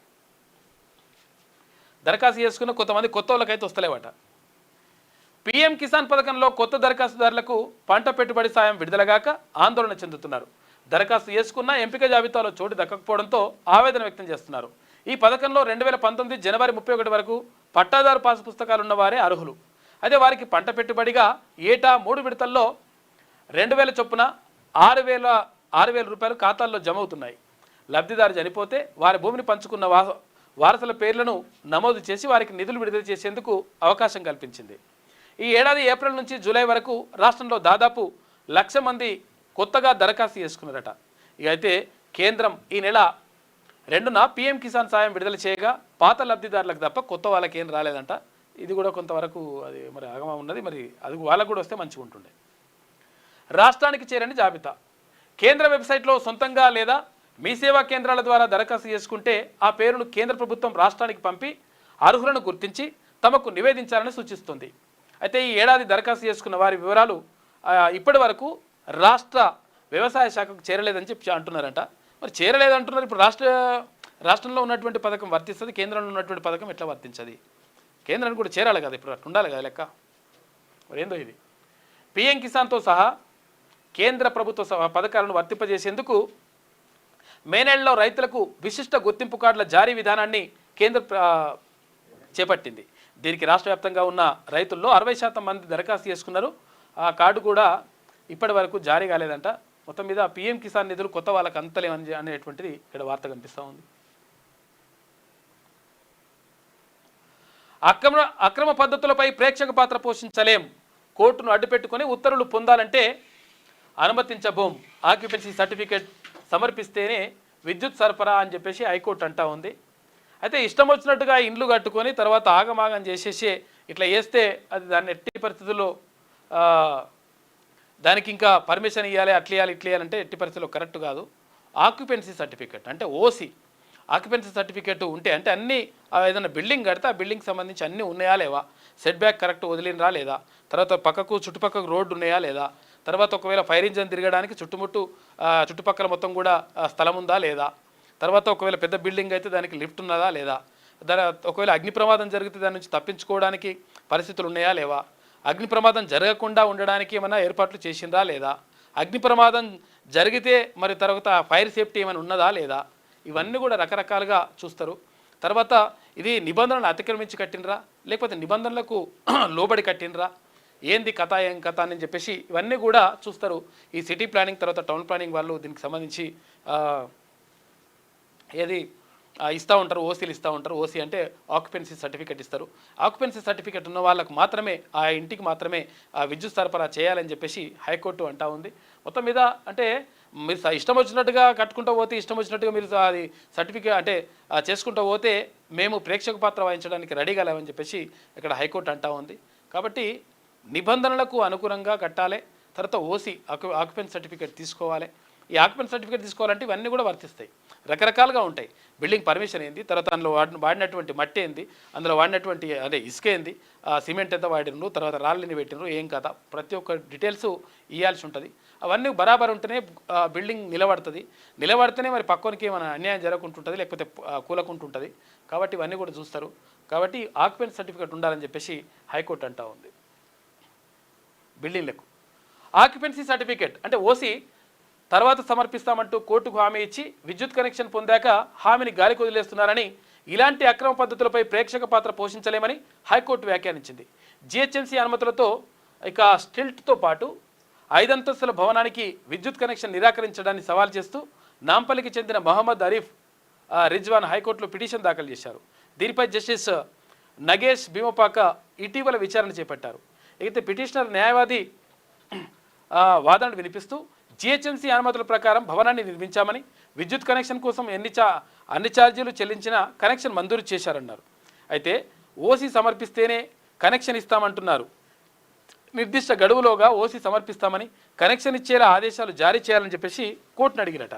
అయితే టీజీఏ ఎస్పీడీసీఎల్ న్యాయవాది ఎన్ శ్రీధర్ రెడ్డి వాదనలు వినిపిస్తూ అట్లా ఒకవేళ ఫస్ట్ ఇప్పుడు విద్యుత్ కనెక్షన్ ఇచ్చేసినామంటే వీళ్ళు ఓసీ తీసుకోరు, ఏం తీసుకోరుగా బిల్డింగ్ నడిపించుకుంటారు, దాంతో ప్రాబ్లం అవుతుంది. కాబట్టి ఫస్ట్ ఆక్యుపెన్సీ సర్టిఫికేట్ తీసుకోవాలని చెప్పేసి చెప్పిండంట. కోర్టు కూడా దాన్ని సమర్థించింది. ఇక కోర్టుకు ముందే 44 సీఎంఆర్ఎఫ్ చెక్కులు కాజేత 6 అరెస్టు, వారిలో 3 కోదాడ మాజీ ఎమ్మెల్యే క్యాంపు కార్యాలయం సిబ్బంది ఉన్నారంట. ఏందో మరి కథ. పస్తులుంటూ పైపుల్లో తలదాచుకుంటూ గుర్తింపు కార్డులు లాక్కొని మోసం చేసిన ముఠ దుబాయ్లో జగిత్యాలవాసి దైన్యం అని చెప్పేసి పాపం చాలామంది కూడా ఎన్ఆర్ఐ పాలసీ తీసుకొస్తా అని గతంలో కేటీఆర్ చెప్పిండు. ఎన్ఆర్ఐ పాలసీ తీసుకొస్తాం, దుబాయ్లో ఉన్న వాళ్ళకు లేకపోతే మస్కట్లో ఉన్న వాళ్ళకు వివిధ దేశాల్లో అంటే పుట్టగూటి కోసం లేకపోతే బతుకుదెరువు కోసం అక్కడికి వెళ్ళినటువంటి ఎవరైతే కార్మికులు ఉంటారో, ఎవరైతే ప్రవాసీ తెలంగాణ వాసులు ఉంటారో వాళ్ళకు మంచి చేసేటువంటి ఏర్పాటు చేస్తాం. ఒకవేళ అక్కడ అనుకోని ప్రమాదాల్లో చనిపోతే వాళ్ళని తీసుకొచ్చేటువంటి ఏర్పాట్లు చేస్తాం. తర్వాత అక్కడ ఏమైనా అన్యాయం జరిగితే వాళ్ళతో అక్కడ ఉన్నటువంటి ప్రభుత్వాలతో ఇట్లా రకరకాలుగా ఎన్ఆర్ఐ పాలసీ తీసుకొస్తామని చెప్పేసి అప్పుడు కేటీఆర్ చెప్పాడు. చెప్పి మరి ఏమైనా చేసిండు ముందర పడ్డదా అంటే ఇంతవరకు ఏం లేదు లెక్క. అదే కథ. పాపం అక్కడ చాలామంది రకరకాలుగా ఇబ్బంది పడుతూ ఉన్నారు. చాలామంది ఏమనుకుంటారంటే దుబాయ్ పోతే మస్తు సంపాదించుకొస్తాడు అనుకుంటారు. కానీ ఆడ ఉన్నటువంటి బాధలు, ఆడున్న కష్టాలు వాళ్ళకి ఇక్కడ ఉన్న వాళ్ళకి తెలివై, అక్కడ పోయించిన వాళ్ళకి అర్థమవుతాయి. కాబట్టి ప్రభుత్వాలు కూడా వాళ్ళు ఇక్కడ బతుకుదెరువు లేక అంత దూరం పోయి పని చేసుకుంటున్నారు కాబట్టి ఇక్కడ బతుకుదెరువు అవకాశాలు కల్పించడం ఒకటి చేయాలి. ఒకవేళ అది చేయని పక్షంలో ఎన్ఆర్ఐ పాలసీ అంటే ఏదైతే అంటున్నారో ఎన్ఆర్ఐ పాలసీ ద్వారా అక్కడ దుబాయ్లో కానీ మస్కట్లో కానీ ఇంకా ఇతర దేశాల్లో ఎక్కడైతే వెళ్ళినరో ప్రవాసీ తెలంగాణ వాసులు ప్రవాసీ భారతీయులకు భరోసా కల్పించాల్సినటువంటి బాధ్యత ప్రభుత్వాలపైన ఉంటుంది. కాబట్టి అటువంటివి చేస్తే మంచిగా ఉంటుంది. పాపం జగిత్యాల వాసి దైన్యం అని చెప్పేసి ఒక్క గురించి చెప్తున్నారు, కానీ చాలామంది కొన్ని వందల వేల మంది ఇట్లా దారుణమైనటువంటి పరిస్థితుల్లో ఉన్నారు. కొంతమంది అక్కడ జైళ్ళల్లో ఉన్నారు, చిన్న చిన్న తప్పులకు లేకపోతే చేయని తప్పులకు రకరకాలుగా జైళ్ళల్లో మగ్గుతున్న వాళ్ళు కూడా ఉన్నారు. వాళ్ళ గురించి ఇక్కడ కుటుంబాలు వెయిట్ చేస్తున్నాయి. పాపం వాళ్ళు ఆశగా ఎదురు చూస్తుంటారు. భార్య పిల్లలను వదిలిపెట్టి కొంతమంది పోతుంటారు, కొంతమంది తీసుకొని రకరకాల పరిస్థితులు ఉంటాయి. కాబట్టి వాళ్ళ కోసం ప్రత్యేకమైనటువంటి ఎన్ఆర్ఐ పాలసీ నిజంగా తీసుకొచ్చేసి వాళ్ళ కోసం ప్రత్యేకమైనటువంటి ఏర్పాట్లు చేయాల్సినటువంటి బాధ్యత ప్రభుత్వం పైన ఉంటుంది. దీనిపైన దృష్టి పెడితే మంచిగా ఉంటుంది. గతంలో కేటీఆర్ చెప్పిండు అవతల పడ్డాడు, కానీ ఇప్పుడన్నా చేస్తే మంచిగా ఉంటుంది. రాష్ట్రపతి గవర్నర్లకు గడువు విధించడం తగదు, అది అధికార పరిధిలోకి చొరబడమే. కోర్టులు రాజ్యాంగాన్ని సవరించలేవు, సుప్రీంకోర్టుకు కేంద్రం స్పష్టీకరణ అంటూ ఒక వార్త కనిపిస్తూ ఉంది. దీని అర్థమైందంటే ఒక రకంగా ఇప్పుడు ఇది బీసీలకు అన్యాయమే జరుగుతుంది. ఇప్పుడు ఈ విషయంలో మాత్రం ఏమవుతుంది, రాష్ట్రపతి గవర్నర్లకు గడువు విధించింది ఏది సుప్రీంకోర్టు. ఏది గవర్నరు నెల రోజుల కంటే ఎక్కువ తన దగ్గర బిల్లులు ఉంచుకోవడానికి వీల్లేదు. ఎందుకంటే ఇక్కడ అసెంబ్లీలో ఉభయ సభలు, ఇక్కడ విధానసభ విధాన పరిషత్ రెండు కూడా, అంటే శాసన మండలి తర్వాత శాసనసభ రెండు కూడా ఆమోదించిన తర్వాత గవర్నర్కి పంపిస్తే ఆ బిల్లుని ఆమోదించి పంపాలి. ఒక నెల రోజుల కంటే ఎక్కువ టైం ఉంచుకోవడానికి వీల్లేదని చెప్పేసి సుప్రీంకోర్టు చెప్పింది. తర్వాత ఇక్కడ రాష్ట్రపతి దగ్గర పంపించిన తర్వాత రాష్ట్రపతి కూడా 3 నెలల కంటే ఎక్కువ ఉంచుకోవడానికి వీల్లేదని చెప్పింది. అయితే ఈ నేపథ్యంలో కేంద్ర ప్రభుత్వం ఏది గవర్నర్కు తర్వాత ఇక్కడ రాష్ట్రపతికి మద్దతుగా నిలుస్తూ ఉంది. ఎందుకంటే ఉంచుకోవచ్చు, ఉంటుంది, ఏమవుతుంది, మీరెందుకు జోక్యం చేసుకోవాలి, మీరెవరు, సుప్రీంకోర్టు ఎందుకు జోక్యం చేసుకోవాలని చెప్పేసి ఇక్కడ కేంద్ర ప్రభుత్వం అంటూ ఉంది. అంటే దీని ద్వారా ఏమవుతుంది, ఇప్పుడు ఇష్టం వచ్చినట్టుగా ఇప్పుడు ఒకవేళ నెల రోజులుగా ఎన్ని రోజులైనా ఉంచుకోవచ్చు అంటే ఎన్ని రోజులైనా ఆడనే కింద పెట్టుకుని కూర్చుంటారు. దీంతో ఏమవుతుంది, ఇప్పుడు అక్కడ అసెంబ్లీలో పాస్ అయినటువంటి బిల్లు ఇక చట్టరూపంలోకి మారకపోతే ఏమవుతుంది, ఇక్కడ ఉన్నటువంటి ప్రజలకు నష్టం జరుగుతుంది. కాబట్టి ఇది కరెక్ట్ కాదని చెప్పేసి చాలామంది అంటూ ఉంటే కేంద్ర ప్రభుత్వం మాత్రం ఇక్కడ వీళ్ళకు సపోర్ట్ చేస్తూ ఉందంట. రాష్ట్రపతికి గవర్నర్లు అధికారాల్లో మీరు వేలు పెట్టేటువంటి అధికారం మీకు లేదని చెప్పేసి సుప్రీంకోర్టుని అంటుంది. మరి అన్ని విషయాలు అట్లే అంటే మంచిగా ఉంటుండే. ఇప్పుడు అదేది ఈడబ్ల్యూఎస్ విషయంలో కూడా ఇట్లనే అంటే మంచిగా ఉంటుండే. ఒక రాష్ట్ర శాసనసభ ఆమోదించిన బిల్లులపై చర్యలు తీసుకోవడానికి రాష్ట్రపతి గవర్నర్లకు గడువు విధించడం రాజ్యాంగపరమైన గందరగోళానికి దారితీస్తుందని కేంద్ర ప్రభుత్వం సుప్రీంకోర్టుకు తెలియజేసింది. అలా చేయడం ఒక ప్రభుత్వాంగం తనకు రాజ్యాంగం ఇవ్వని అధికారాన్ని అందిపుచ్చుకొని చెలాయించినట్టు అవుతుందని పేర్కొంది. ఇక రాజ్య వ్యవస్థలోని ఒక అంగం వైఫల్యం, నిష్క్రియ లేదా తప్పిదాన్ని సాకుగా చూపి మరో అంగం రాజ్యాంగం తనకు దాఖలు పరచని అధికారాన్ని చెలాయించడం సాధ్యం కాదు. ప్రజా ప్రయోజనం పేరుతోనో తర్వాత వ్యవస్థ అసంతృప్తి పేరుతోనో రాజ్యాంగ విలువల పేరుతోనో మన రాజ్య వ్యవస్థలోని ఒక అంగం మరో అంగానికి సంబంధించిన అధికారాలను కబలిస్తే అది రాజ్యాంగపరమైన గందరగోళానికి దారితీస్తుంది. మన రాజ్యాంగ నిర్మాతలు అలాంటి పరిస్థితులు ఊహించలేదు అని చెప్పేసి కేంద్ర ప్రభుత్వం కోర్టుకు నివేదించిందంట. మంచిగానే ఉన్నది. మరి ఇట్లనే అసలు యాక్చువల్గా ఏ విషయంలోనైనా అంటే 9th షెడ్యూల్లో పెట్టినటువంటి అంశాలపైన కూడా సుప్రీంకోర్టు జోక్యం చేసుకుంటుందని చెప్పేసి సుప్రీంకోర్టు చెప్తా ఉంది. మరి ఆ విషయాన్ని కూడా అడిగితే అయిపోతుండే. అరే అట్లెట్లా జోక్యం చేసుకుంటారు, మేము పెడుతున్నాం కదా, ఇక్కడ పార్లమెంట్ కదా ఫైనల్. మరి పార్లమెంట్ అంటే ఎవరు ఉంటారు, ఇక్కడ లోక్సభ రాజ్యసభ సభ్యులు ఉంటారు కదా. మరి ఈ లోక్సభ రాజ్యసభ సభ్యులు ఆమోదించినప్పుడు తర్వాత వీళ్ళు ఓకే చేసినప్పుడు దాన్ని తీసుకుపోయి 9th షెడ్యూల్లో పెట్టుకున్నప్పుడు మరి మీరెందుకు వస్తారు అప్పుడు అని చెప్పేసి కొన్ని విషయాల్లో అడగరు. తర్వాత కొన్ని విషయాల్లో ఏది ఇక్కడ రిజర్వేషన్లకు సంబంధించి కానీ అంటే అందరికీ రిజర్వేషన్ వర్తించాలి, తర్వాత ఇట్లా ఉండాలని చెప్పేసి కోర్టులు చెప్తాయి. మరి కోర్టులకు సంబంధించి కోర్టుల్లో నియామకాలు ఏవైతే ఉంటాయో, జడ్జీల నియామకాలు ఏవైతే ఉంటాయో ఆ నియామకాల్లో మాత్రం ఇక్కడ ఏవి నిబంధనలు ఏం పక్కకు పెట్టేస్తారు. మరి అటువంటి విషయాల్లో కూడా అంటే ఏదైతే తప్పు చేస్తున్నా అంటే వీళ్ళకి అనుకూలమైనటువంటి విషయాలు ఉంటాయి ఒక రకంగా, లేకపోతే ప్రతికూలంగా ఉన్నటువంటి విషయాలు అయితే ఒక రకంగా చెప్పడం కాకుండా అన్ని విషయాల్లో ఇట్లనే మాట్లాడితే బాగుంటుంది అని చెప్పేసి చాలామంది అంటా ఉన్నారు. మరి చూస్తే బాగుంటుండే అని కేంద్రం కోర్టుకు నివేదించింది. అయితే శాసనసభ నివేదించిన బిల్లుల్ని గవర్నర్ తొక్కిపెడుతున్నారంటూ తమిళనాడు ప్రభుత్వం దాఖలు చేసిన వ్యాజ్యానికి స్పందనగా దేశ అత్యున్నత న్యాయస్థానం గవర్నర్లకు రాష్ట్రపతికి గడువు విధించడం రాజ్యాంగం ఏర్పాటు చేసిన సమతుల్యతకు చట్ట పాలనకు విఘాతం కలిగిస్తుందని సొలిసిటర్ జనరల్ తుషార్ మెహతా కేంద్ర ప్రభుత్వం తరఫున కోర్టుకు విన్నవించినట. ఒక వ్యవస్థలో లోపాలు ఏవైనా ఉన్నట్లు భావిస్తే రాజ్యాంగం అనుమతించినటువంటి యంత్రాంగం సాయంతో వాటిని పరిష్కరించాలి, కానీ మీరెట్లా జోక్యం చేసుకుంటారని చెప్పేసి అడుగుతూ ఉన్నారు. మరి అన్ని విషయాలు ఇట్లనే అడిగితే మంచిగా ఉంటుండే. ఇక యూరియా వేటలో రైతన్న అగచాట్లు అని చెప్పేసి ఒక వార్త కనిపిస్తూ ఉంది. వీరంతా యూరియా కోసం వేకుజాము నుంచి సహకార కేంద్రం వద్ద బారులు తీరిన రైతులు. మహబూబాబాద్ జిల్లా గూడూరులోని వ్యవసాయ సహకార కేంద్రం వద్ద శనివారం 200 మీటర్ల మేరకు బారులు తీరారు. వరి నాటు దాదాపు పూర్తవడంతో మొదటి దఫా యూరియా వేసేందుకు అన్నదాతలు అవస్థలు పడుతున్నారు. క్యూలో గంటల తరబడి నిలబడ్డా సరిపడా యూరియా దొరకడం లేదని వాపోతున్నారు. నానో యూరియాపై రైతులకు అవగాహన కల్పించినా ఫలితం ఉండడం లేదని, తగినంత యూరియా అందుబాటులో ఉందని, ఎవరూ ఆందోళన చెందొద్దని స్థానిక వ్యవసాయాధికారి అబ్దుల్ మాలిక్ అన్నారంట. ఇక్కడ గూడూరు మహబూబాబాద్ జిల్లాకు సంబంధించి అయితే మొత్తం మీద యూరియా అయితే సరిగా దొరుకుతలేదంట. కాబట్టి యూరియాని పూర్తి స్థాయిలో అందించాల్సినటువంటి బాధ్యత కేంద్ర ప్రభుత్వం పైన కూడా ఉంటుంది. అయితే కావాల్సినంత యూరియా మరి ఇవ్వడం లేదు, రావడం లేదు. దీనివల్ల నష్టం జరుగుతూ ఉంది. రైతులకు అక్కడ పంట పొలాల్లో ఏమి వేయాలనో అర్థమవుతలేదు. ఇక్కడ నానో యూరియా అని చెప్పేసి తీసుకొస్తూ ఉన్నారు. మరి నానోకు సంబంధించి కూడా ఒక అవగాహన కల్పిస్తే మంచిగా ఉంటుందని చెప్పేసి అంటున్నారు. కాబట్టి దానిపైన ఒక అవగాహన కల్పించాలి. అంటే నానో యూరియా వేస్తే మంచిగా ఉంటుంది, మీ పొలానికి నష్టం జరగదు, మీ భూమికి నష్టం జరగదు, తర్వాత పంట దిగుబడి కూడా మంచిగానే వస్తుంది. ఇట్లా ఈ విషయాలను కూడా రైతుల్లో అవగాహన కల్పిస్తే ఆ నానో యూరియా కూడా వాడతారు. కాబట్టి దీనిపైన అవగాహన కల్పించాలి. తర్వాత ఇంకొకటి ఏంటంటే యూరియా అందుబాటులో ఉంచాల్సిన అవసరం బాధ్యత ప్రభుత్వాలపైన ఉన్నది. ఎందుకంటే ఇష్టం వచ్చినట్టుగా ప్రైవేట్ రంగంలో ఇష్టం వచ్చినట్టుగా రేట్లు పెట్టేసి అమ్ముతూ ఉన్నారు. రైతులు కష్టపడి 6 కాలం కష్టపడి పండిస్తూ ఉంటే ఆ పంట మరి చేతికి రావాలంటే కష్టంగా ఉంటుంది. అటువంటి పరిస్థితుల్లో ఇంకా ఎక్కువ రేటు పెట్టి ఇవన్నీ కూడా చేయడం వల్ల రైతులు నష్టపోతున్నారు. కాబట్టి దీనిపైన ప్రభుత్వం కూడా దృష్టి పెడితే బాగుంటుంది. యూరియాని అంటే సకాలంలో అవసరమైనట్టు యూరియాని రైతులకు అందించాల్సినటువంటి బాధ్యత 100% ఉన్నది ప్రభుత్వాలపైన.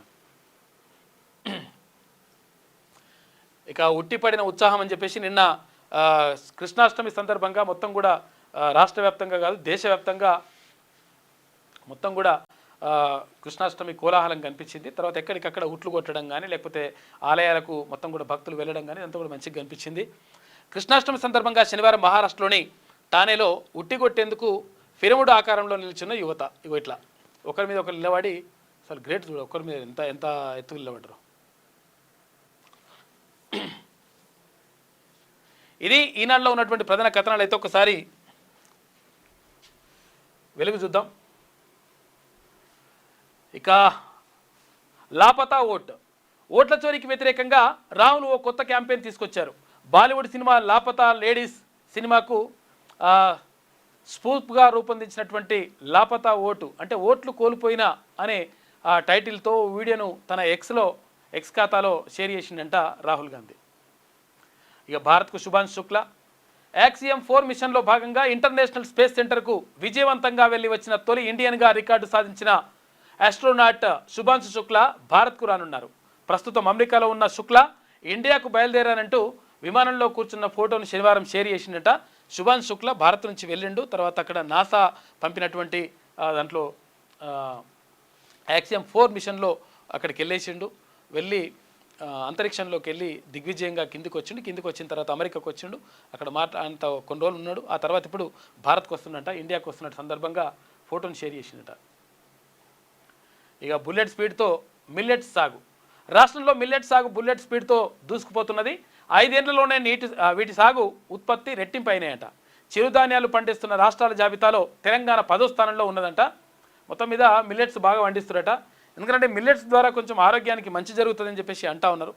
బాగా ప్రచారం జరుగుతూ ఉంది. నిజంగా కూడా మిల్లెట్స్ మంచిది అని చెప్పేసి అంటుంటారు.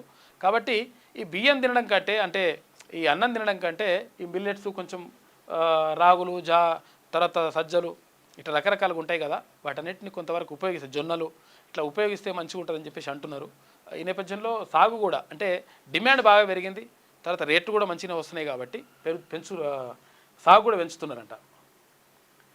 ఆక్యుపెన్సీ సర్టిఫికేట్ ఉంటేనే విద్యుత్ కనెక్షన్. భారీ బిల్డింగ్లకు ఆక్యుపెన్సీ సర్టిఫికేట్ లేకుండా విద్యుత్తు, నీరు, డ్రైనేజీ కనెక్షన్లు ఇవ్వడానికి వీల్లేదని హైకోర్టు తీర్పు వెలువరించింది.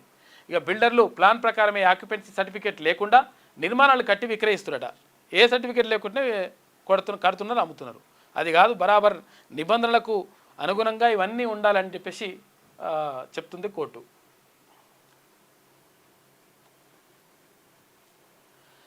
ఇక భేటీ సక్సెస్, కుదరని డీల్. ఉక్రెయిన్ యుద్ధంపై అలస్కాలో ట్రంప్ పుతిన్ చర్చలు బాగా జరిగాయని ఇరువురు నేతలు ప్రకటనలు చేశారు. యుద్ధం ఆపేందుకు సిద్ధంగా ఉన్నామన్న రష్యా అధ్యక్షుడు. ఇక నిర్ణయం జెలెన్స్కీ చేతిలోనే ఉందని యుఎస్ ప్రెసిడెంట్ అన్నాడు. ఇండియాపై సెకండ్ టారిఫ్లు ఉండకపోవచ్చు అని చెప్పేసి వెల్లడి. రేపు వైట్ హౌస్ అంటే అమెరికా అధ్యక్షుడు భవనం, వైట్ హౌస్లో ట్రంప్ను కలవనున్న జెలెన్స్కీ అని చెప్పేసి ఉక్రెయిన్ అధ్యక్షుడు కలుస్తారట. Grand welcome.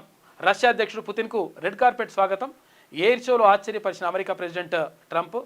ఇక ట్రంప్తో కలిసి బీస్ట్ కారులో జర్నీ చేసినట్టు ఇద్దరు, ట్రంప్ తర్వాత పుతిన్. ఇక్కడ రష్యా అధ్యక్షుడు, అమెరికా అధ్యక్షుడు ఇద్దరు 2.5 గంటల పాటు భేటీ అయ్యారట. అమెరికాలోని అలస్కా ఎయిర్పోర్ట్లో పుతిన్కు స్వాగతం పలుకుతున్న ట్రంప్ అని చెప్పేసి ఇక్కడ చిత్రాన్ని చూసుకోవచ్చు. 2 ధృవాలు అనమాట, అసలు యాక్చువల్ కలవ ఇవి. వాళ్ళు కలిసి వెళ్తూ ఉన్నారు. ఉక్రెయిన్ అంశంపై అలస్కా వేదికగా అమెరికా అధ్యక్షుడు ట్రంప్, రష్యా అధ్యక్షుడు పుతిన్ మధ్య కీలక భేటీ శుక్రవారం జరిగింది. అయితే కాల్పుల విరమణకు సంబంధించి ఎలాంటి ఒప్పందం కుదరకుండానే చర్చలు ముగిసినాయంట. మరోసారి భేటీ అవుతామని చెప్పేసి ప్రతిపాదించారంట. అయితే త్వరలో ఉక్రెయిన్ అధ్యక్షుడు జెలెన్స్కీ కూడా అమెరికాకు వస్తున్నాడు.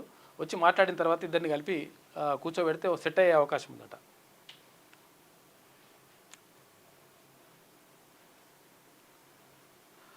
వణికిస్తున్న వైరల్ ఫీవర్స్, పెరుగుతున్న డెంగ్యూ, మలేరియా, టైఫాయిడ్ కేసులు, వర్షాలు, వాతావరణ మార్పులతో విస్తరిస్తున్న జ్వరాలు. ఇక గత 15 రోజుల్లో 1,00,000 మంది బాధితులు రట. ప్రభుత్వ ఆసుపత్రులకే 20,000 మంది పేషెంట్లు. ఈ ఏడాది ఇప్పటికే 3,065 డెంగ్యూ కేసులు నమోదైనాయి. వైద్య ఆరోగ్య శాఖ అలర్ట్ అయింది. ఆసుపత్రులు, పిఎస్సీల్లో రెడీగా మందులు ఉన్నాయంట. కాబట్టి జాగ్రత్తగా ఉండండి. కాచి వడబోసిన నీటిని తాగండి, వేడి నీళ్ళు తాగండి. తర్వాత ఇంకోటి ఏంటంటే పరిసరాలన్నీ కూడా పరిశుభ్రంగా ఉంచుకోండి. దోమలు ఇవన్నీ కూడా రాకుండా చూసుకోండి. ఇంకా ప్రధానంగా పొద్దున పూట వచ్చే దోమలు ఉంటాయి కదా, మధ్యాహ్నం పొద్దున వచ్చే దోమలు, అవి డేంజర్ అంట. ఎందుకంటే అవి డెంగ్యూ దోమలు ఎప్పుడు వస్తాయంట అంటే మధ్యాహ్నం పూట వస్తాయంట. అవి అంటే నైట్ పూట కాకుండా పొద్దున్న నుంచి సాయంత్రం వరకు ఉంటాయి కదా,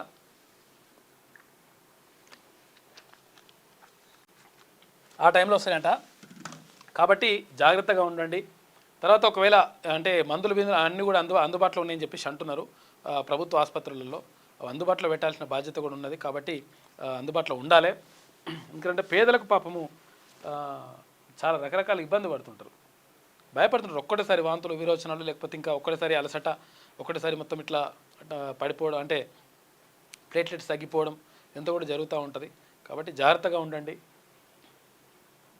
రోగులతో నిండిపోయిన నల్గొండ జిల్లా ప్రభుత్వ ఆసుపత్రి, జనరల్ ఆసుపత్రి అని చెప్పేసి అక్కడ చిత్రాన్ని చూసుకోవచ్చు. ఎడతెరపలేని వర్షాలు, వాతావరణ మార్పుల కారణంగా రాష్ట్రంలో సాధారణ జ్వరాలతో పాటు డెంగ్యూ, మలేరియా, చికెన్ గున్యా వంటి వైరల్ ఫీవర్స్ వేగంగా విస్తరిస్తున్నాయి. పిల్లల నుంచి పెద్దల వరకు చాలామంది జ్వరాల బారిన పడుతున్నారు. ప్రభుత్వ, ప్రైవేట్ ఆసుపత్రులకు వచ్చే జ్వరపీడితుల సంఖ్య 2-3 రెట్లు పెరిగిందంట. హైదరాబాద్లోని ఫీవర్ ఆసుపత్రికి రోజుకు 1,100 మంది పైగా చికిత్స కోసం వస్తున్నారు.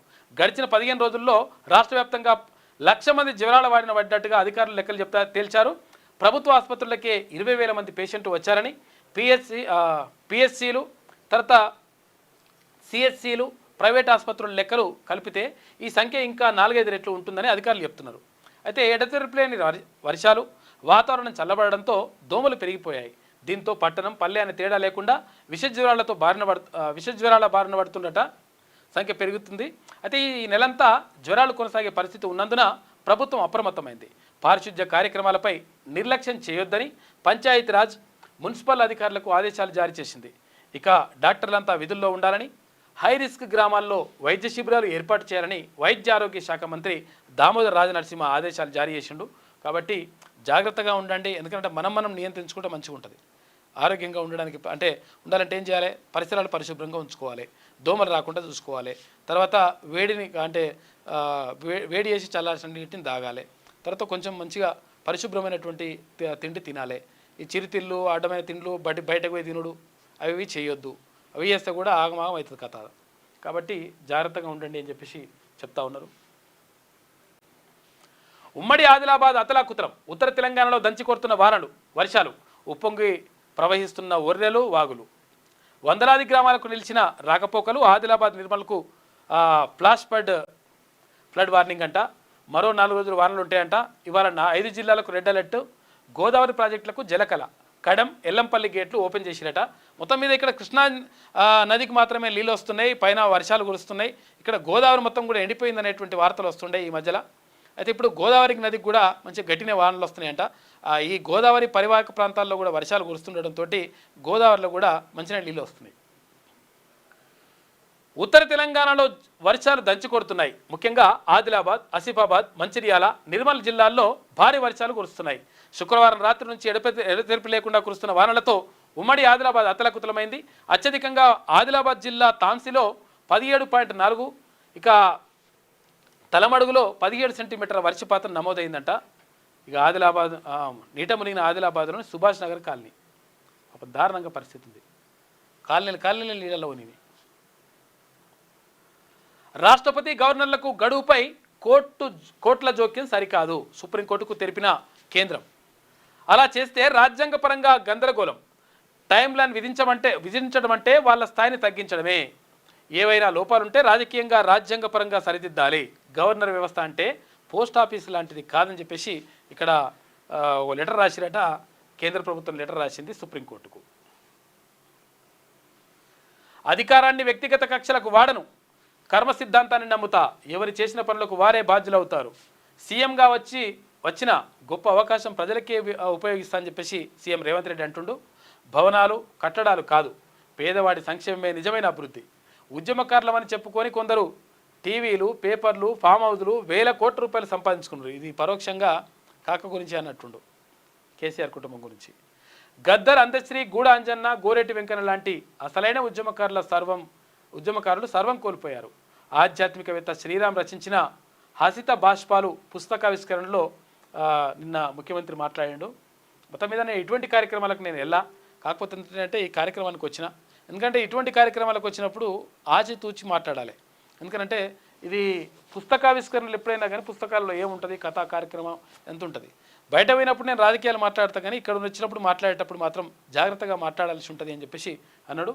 నిజంగా కూడా అంటే ఇప్పుడు వ్యక్తిగతమైనటువంటి కక్షలు అంటే వాటి జోలికి వెళ్ళను అని చెప్పేసి ముఖ్యమంత్రి అంటా ఉన్నాడు. అంటే దీని అర్థము ఒక రకంగా వాటి జోలికి వెళ్ళడం వెళ్ళకూడదు అనేది ఒకటే. అయితే ఇంకొకటి ఏంటంటే మరి ఇవి ఇప్పుడు అన్నీ కూడా విచారణ జరుగుతూ ఉంది. మరి వ్యక్తిగత కక్షల కింద తీసుకుంటారా, లేకపోతే నిజంగా రాష్ట్ర ప్రజలకు అన్యాయం జరిగిందని తీసుకుంటారా చూడాలి. ఎందుకంటే కాళేశ్వరం కమిషన్ రిపోర్ట్ ఇచ్చింది. తర్వాత ఇక్కడ విద్యుత్తుకు సంబంధించినటువంటి అవకతవకల పైన అది వస్తూ ఉంది, రిపోర్ట్ వస్తూ ఉంది. గొర్రెల స్కామ్కు వస్తూ ఉంది. తర్వాత ఇక్కడ ఫోన్ ట్యాపింగ్ వస్తూ ఉంది. ఇవన్నిటిపైన మరి చర్యలు తీసుకుంటారా తీసుకోరా? ఎందుకంటే మిమ్మల్ని ఇబ్బంది పెట్టిన అంటే దాని అర్థం మరి సపరేట్ కూకుంటారా అనేటువంటి అనుమానాలు కూడా వస్తున్నాయి. కాబట్టి దానిపైన కూడా మీరు క్లారిటీ ఇస్తే బాగుంటుంది. ఖజానా దొంగలు దొరికినరు. 2 అరెస్టు, పరారీలో మరో 5 ఉన్నారంట. బంగార పూత ఊసిన 900 గ్రాముల వెండి ఆభరణాలు స్వాధీనం చేసుకున్నారు. ఈ దొంగలు ఇక్కడ బీహార్ నుంచి వచ్చిరట. బీహార్ నుంచి వచ్చి ఇదంతా కూడా చేస్తూ ఉన్నారంట. ఎక్కడెక్కడైతే అవుట్స్కట్లో ఉంటాయి కదా, సిటీ అవుట్స్కట్లో ఉన్నటువంటి పెద్ద బంగారం షాపులే వీళ్ళు లక్ష్యంగా పెట్టుకుంటారట. ఇవి తీసుకుపోయిన వాళ్ళు లంగ కొడుకులు. విషయం ఏంటంటే వెండి ఆభరణాలకు బంగారం పూత వస్తే అది బంగారమో కాదో కూడా గుర్తుపట్టని దొంగలు దొరికిరన్నట్టు తీసుకుపోయి మహారాష్ట్రలో దొరికి వీళ్ళని పట్టుకొని వచ్చారు పోలీసులు. మంచిగా ఇంకా కొంతమంది కూడా ఉన్నారంట, వాళ్ళని కూడా దొరకబడతారు. 2 అరెస్టు, పరారీలో మరో 5 ఉన్నారంట. 12 రోజుల్లో సిటీలోని పలు దుకాణాల వద్ద రెక్కి హైదరాబాద్కు దూరంగా హైవేపై ఉండడంతో చందానగర్ ఖజానా జ్యువెలరీలో చోరీ చేశారు. మిగిలిన వారి కోసం గాలిస్తున్న ప్రత్యేక బృందాలు నిందితులంతా బీహార్కి చెందిన వారిగా పోలీసులు గుర్తించారట. వీళ్ళని తీసుకుపోయి మహారాష్ట్ర పట్టుకొచ్చారు. వీళ్ళని చోరీ చేస్తున్న దొంగల ఫైల్ ఫోటో, ఇక పోలీసులు స్వాధీనం చేసుకున్న నగలు ఇట్లున్నాయంట. వెండి పూత పూసిన బంగారం పూత పూసిన వెండి నగలు. అవును, సరోగసి పేరుతో మోసం చేశా. సృష్టి కేసులో నేరం ఒప్పుకున్న డాక్టర్ నమ్రత. ఈమె పేరు నమ్రత కూడా కాదంట, పేరు వేరే ఉన్నది. ఇక కన్ఫెషన్స్ రిపోర్ట్లో సంచలన విషయాలు బయటపెట్టిందంట ఆమె. 1988లో 8 బ్యాచ్మేట్స్తో కలిసి దందాలు, అప్పుడు బ్యాచ్మేట్స్తో చేస్తుందట ఈమె. ఈమె పేరు అట్లూరు నీరజ, అసలు పేరు అంటే ఈమె పేరు. డాక్టర్ నమ్రత పేరుతోటి మోసాలు చేస్తూ ఉన్నది. పిల్లలు లేని దంపతులను నమ్మించి సరోగసి పేరుతో 30 లక్షల దాకా వసూలు చేస్తాడట. కొన్ని కేసుల్లో చికిత్స చేయించకుండానే డబ్బులు కలెక్ట్ చేసింది కొనసాగుతున్న సిట్ విచారణ. చూసుకోయిగా, మీకు పిల్లలు లేకపోతే టెస్ట్ బేబీ వేస్తాం, లేకపోతే ఇంకా మీ అండాలు పిండాలు తీస్తాం, తర్వాత మీ శుక్రకణాలు అండాలు మొత్తం కలిపేస్తాం, కలిపి ఇంకొకరి గర్భంలో పెడతాం, పెట్టి పిల్లలు పుట్టిస్తాం, పిల్లలు పుట్టించిన తర్వాత మీ పిల్లని అని మీకు ఇస్తామని చెప్పేసి అంటారు కదా. ఇవన్నీ మోసం చేసిందట. అట్లేం పుట్టకుండా ఎవరికో ఏదో వేసి జరిగిపోయి పిల్లల్ని తీసుకొచ్చి ఇవ్వడం కానీ రకరకాలు చేసిందట. పిల్లల అమ్మకాలు కొనుగోలు కూడా జరిగినాయట. ఇవన్నీ కూడా రకరకాల ఆరోపణలు ఉన్నాయి. నేను మోసం చేసినాను ఒప్పుకుంటుందట నమ్రత. ఆమె అసలు పేరేంది? నీరజ, అట్లూరి నీరజ. ఇది వెలుగు దినపత్రికలో ఉన్నటువంటి ప్రధాన కథనాలు. అయితే ఒకసారి ఆంధ్రజ్యోతి చూద్దాం.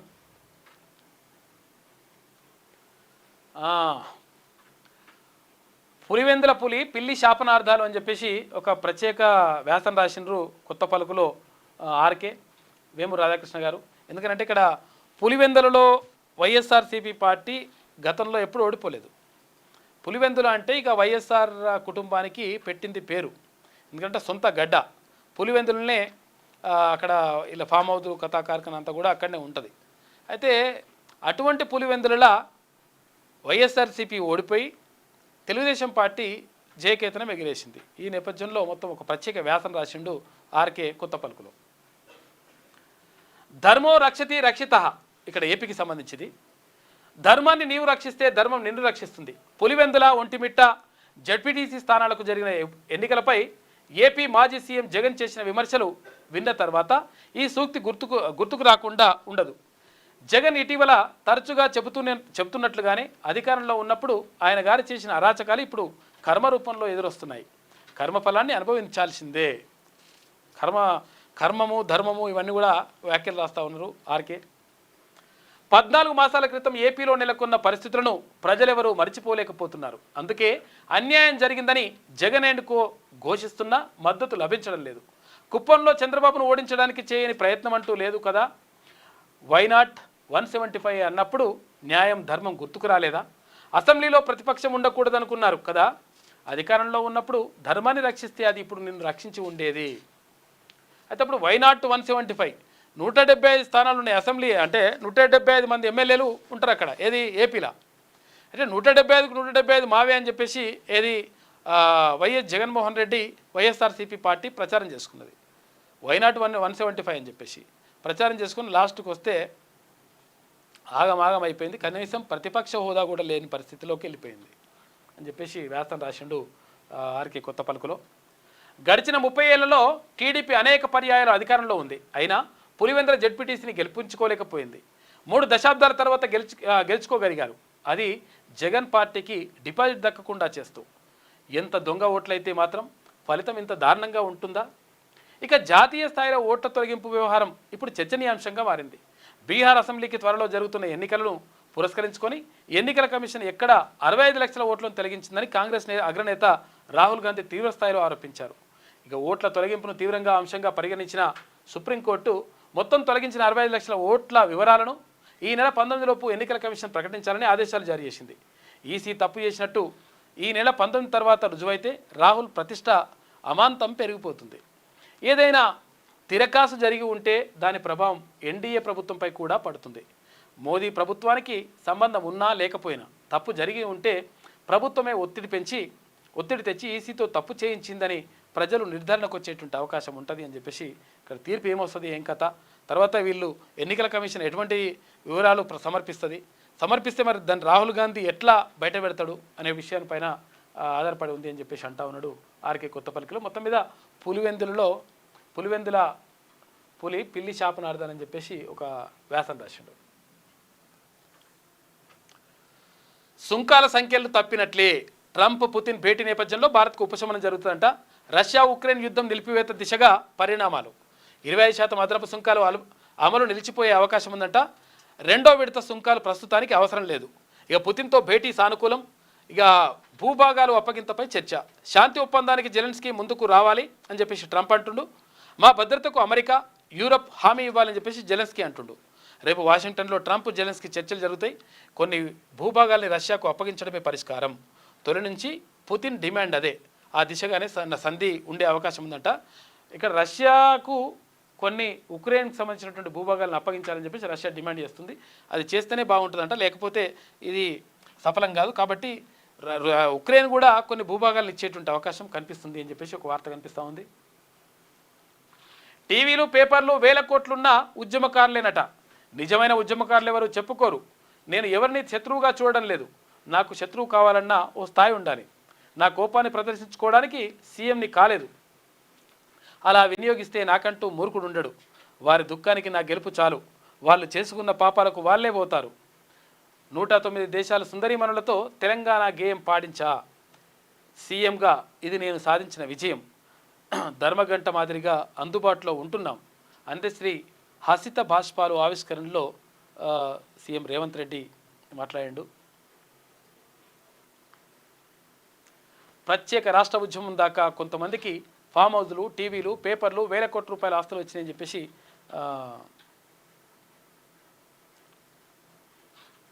హసిత భాష్పాలు అని చెప్పేసి పుస్తకం దాన్ని ఆవిష్కరించిండు. హసిత భాష్పాలు పుస్తకాన్ని ఆవిష్కరించిన సీఎం రేవంత్ రెడ్డి చిత్రంలో ప్రముఖ కవి అందశ్రీ తదితరులందరూ కూడా ఉన్నారు. బీసీ రిజర్వేషన్లపై కార్యాచరణ 20 లేదా 21న పిఎస్సి భేటీలో చర్చించాక తుది నిర్ణయం తీసుకుంటారట. 22న ఢిల్లీకి రేవంత్, 23న లేదా 24న క్యాబినెట్, తర్వాత అసెంబ్లీ అంట. ఇక బిల్లుల్ని త్వరగా ఆమోదించాలని కోరుతూ తీర్మానం చేసే ఛాన్స్ ఉందంట. కాళేశ్వరం పైన అసెంబ్లీలో చర్చ, పవర్ పాయింట్ ప్రజెంటేషన్ ఉంటుందంట. మనం శనార్థి తెలంగాణలో దీని గురించి వార్త ఉంటుంది, చూద్దాం. దానిపైన విడవని వాన. ఉమ్మడి ఆదిలాబాద్, ఖమ్మం, వరంగల్, నిజామాబాద్ జిల్లాల్లో భారీ వర్షాలు ఉన్నాయి. అతలాకుతలమైన ఆదిలాబాద్ జిల్లా, ఇళ్లలోకి చేరిన నీరు, తెగిన రోడ్లు, ముగిన పంటలు, ఇద్దరి గల్లంతు. ఇవాళ రాష్ట్రంలో అత్యంత భారీ వర్షాలు ఉండేటువంటి అవకాశం ఉందంటే జాగ్రత్తగా ఉండండి. మొత్తం ఇళ్లకి నీళ్ళు వచ్చేసి ఇళ్ల వరద వచ్చేస్తుంది. ఆ అధికారం కోర్టులకు లేదు. బిల్లుని ఆమోదించే విషయంలో రాష్ట్రపతికి, గవర్నర్లకు న్యాయస్థానం గడువు పెట్టలేదు. అలా చేస్తే రాజ్యాంగపరమైన గందరగోళం వస్తుందని చెప్పేసి సుప్రీంకోర్టుకు చెప్పిన కేంద్ర సర్కార్. అన్ని శాఖల అధికారులు, సిబ్బంది అప్రమత్తంగా ఉండాలి. లోతట్టు ప్రాంతాల ప్రజలను సహాయ శిబిరాలకు తరలించాలి అని చెప్పేసి ముఖ్యమంత్రి రేవంత్ రెడ్డి ఆదేశాలు జారీ చేసిండు. ఇక సీఎం సహాయ నిధిని దొంగ పేర్లతో దోచేశారు. కోదాడ మాజీ ఎమ్మెల్యే సిబ్బంది చేతివాటం. ఇక లబ్ధిదారులకు డబ్బు ఇవ్వకుండా అవే పేర్లున్న వ్యక్తుల ఖాతాల్లో వేసినట్టే ఈ లంగా కొడుకులను మొత్తం తీసుకుపోయి ఏం చేసినా పాపం లేదు. సీఎంఆర్ఎఫ్ అంటే సీఎం రిలీఫ్ ఫండ్కి సంబంధించి, అంటే ముఖ్యమంత్రి సహాయ నిధి నుంచి వచ్చేటువంటి పైసలు. అంటే ఎప్పుడైనా హాస్పిటల్కి పోతే హాస్పిటల్ బాగా బిల్లులు అయితే ఆ బిల్లులు కట్టి ఆ బిల్లుని మళ్ళీ సమర్పిస్తే ప్రభుత్వం నుంచి సీఎం సహాయ నిధి నుంచి కొన్ని పైసలు వస్తాయి. ఇప్పుడు 60,000 ఏదో మళ్ళీ లిమిట్ పెడుతున్నట. అంతకుముందు 30%, 30%, 40% వస్తుండే. అవి కూడా కాకుండా ఇప్పుడు 60,000 ఇస్తున్నట. ఆ పైసలను కూడా ఆ పేరున్నలతోటి, ఆ పేరున్న పేర్లు పెట్టేసి డబ్బులు లాగేసుకుంటారట ఈ లంగా కొడుకులు. కోదాడ మాజీ ఎమ్మెల్యే సిబ్బంది చేతివాటం. లబ్ధిదారులకు డబ్బు ఇవ్వకుండా అవే పేర్లున్న వ్యక్తుల ఖాతాల్లో జమ అయ్యేలా ఏర్పాట్లు చేస్తారట. ఆపై అంతా కలిసి పంచుకున్న మూట 6గురిని అరెస్ట్ చేశారు. 9.30 లక్షలు 9,30,000 స్వాధీనం చేసుకున్నట. ఈ విషయం పైన క్యూనిస్ కూడా వచ్చిండ్రు. తీర్మానాలను కూడా ఈ విషయాలు బయట పెట్టిండు గతంలో. సూర్యాపేట జిల్లా కేంద్రంలో అంటే ఇటువంటి లంగా కథలు జరుగుతున్నాయని మనం ఎప్పుడో 2 సంవత్సరాల క్రితమే బయట పెట్టినాం. ఇవి రాష్ట్రంలో గంటకు 2 అబార్షన్లు అంట. 5 ఏళ్లలో 917.68% పెరుగుదల. గర్భ విచ్ఛిత్తులో దేశంలోని అగ్రస్థానం. దేశవ్యాప్తంగా 5 ఏళ్లలో 67% వృద్ధి. ఇక మందులతో పాటు ఇతర కారణాలతో అయ్యే అబార్షన్లు వైద్యశాఖ లెక్కల్లోకి వస్తున్నాయట. పెళ్ళైన వెంటనే గర్భం వస్తే వద్దనుకుంటున్న పలువురు దంపతులు, పిండంలో లోపాలు ఉంటే గర్భ విచ్ఛిత్తికే మొగ్గు చూపుతున్న వైనం. మొత్తం మీద చాలామంది అబార్షన్లు చేస్తూ ఉన్నారంట. రాష్ట్రం అంటే దేశంలోనే అబార్షన్లలో ఫస్ట్ ఉన్నదని చెప్పేసి వార్త కనిపిస్తూ ఉంది ఆంధ్రజ్యోతిలో. రాష్ట్రంలో ప్రతి గంటకు సగటున 2 అబార్షన్లు జరుగుతున్నాయి. గత 5 ఏళ్లలో తెలంగాణలో గర్భ విచ్ఛిత్తి రేటు ఏకంగా 917.68% పెరిగిందట. 2020-21 నుంచి 2024-25 మధ్య కాలంలో దేశంలో అన్ని రాష్ట్రాల్లో నమోదైన మెడికల్ టర్మినల్ ఆఫ్ ప్రెగ్నెన్సీ వివరాలను కేంద్ర వైద్య ఆరోగ్య శాఖ పార్లమెంటుకు నివేదించిందంట. తెలంగాణలో 2020-21లో 1578 ఎన్టీపీలు జరగగా 2024-25లో 16,059కి పెరిగిందట. మొత్తం మీద ఏంది అబార్షన్లు పెరుగుతున్నాయంట రాష్ట్రంలో. మరి రకరకాల కారణాలు, ఏం కారణాలో చూడాలిగా. మల్లె జిన్ మామిడి మద్యం. ఇది ఏంటంటే మొత్తం పండ్ల రసాలతో వచ్చినటువంటి ఏవైతే ఉంటాయో వాటిని ఆల్కహాల్ తీసుకోవడానికి మొత్తం మొగ్గు చూపుతున్నారంట చాలామంది. టమాటోతో ఓడక, బీట్రూట్, క్యారెట్తో లిక్కర్ అంట. మందార పువ్వు ఇకపై మత్తెక్కిస్తుంది. మార్కెట్లోకి పువ్వులు, పండ్ల, కూరగాయల మద్యం. ఇప్పటికే యూరోప్లో ఆదరణ బాగుందంట. 30,000 కోట్ల రూపాయల మార్కెట్. రాష్ట్ర ఎక్సైజ్ శాఖ ముందుకు ప్రతిపాదనలు వస్తున్నాయంట. కసరత్తు కూడా చేస్తూ ఉన్నారంట. ఏంటి పండ్లతోటి, పూలతోటి వచ్చినటువంటి దాంతో ఈ లిక్కరు తర్వాత ఇవన్నీ తయారు చేస్తారట.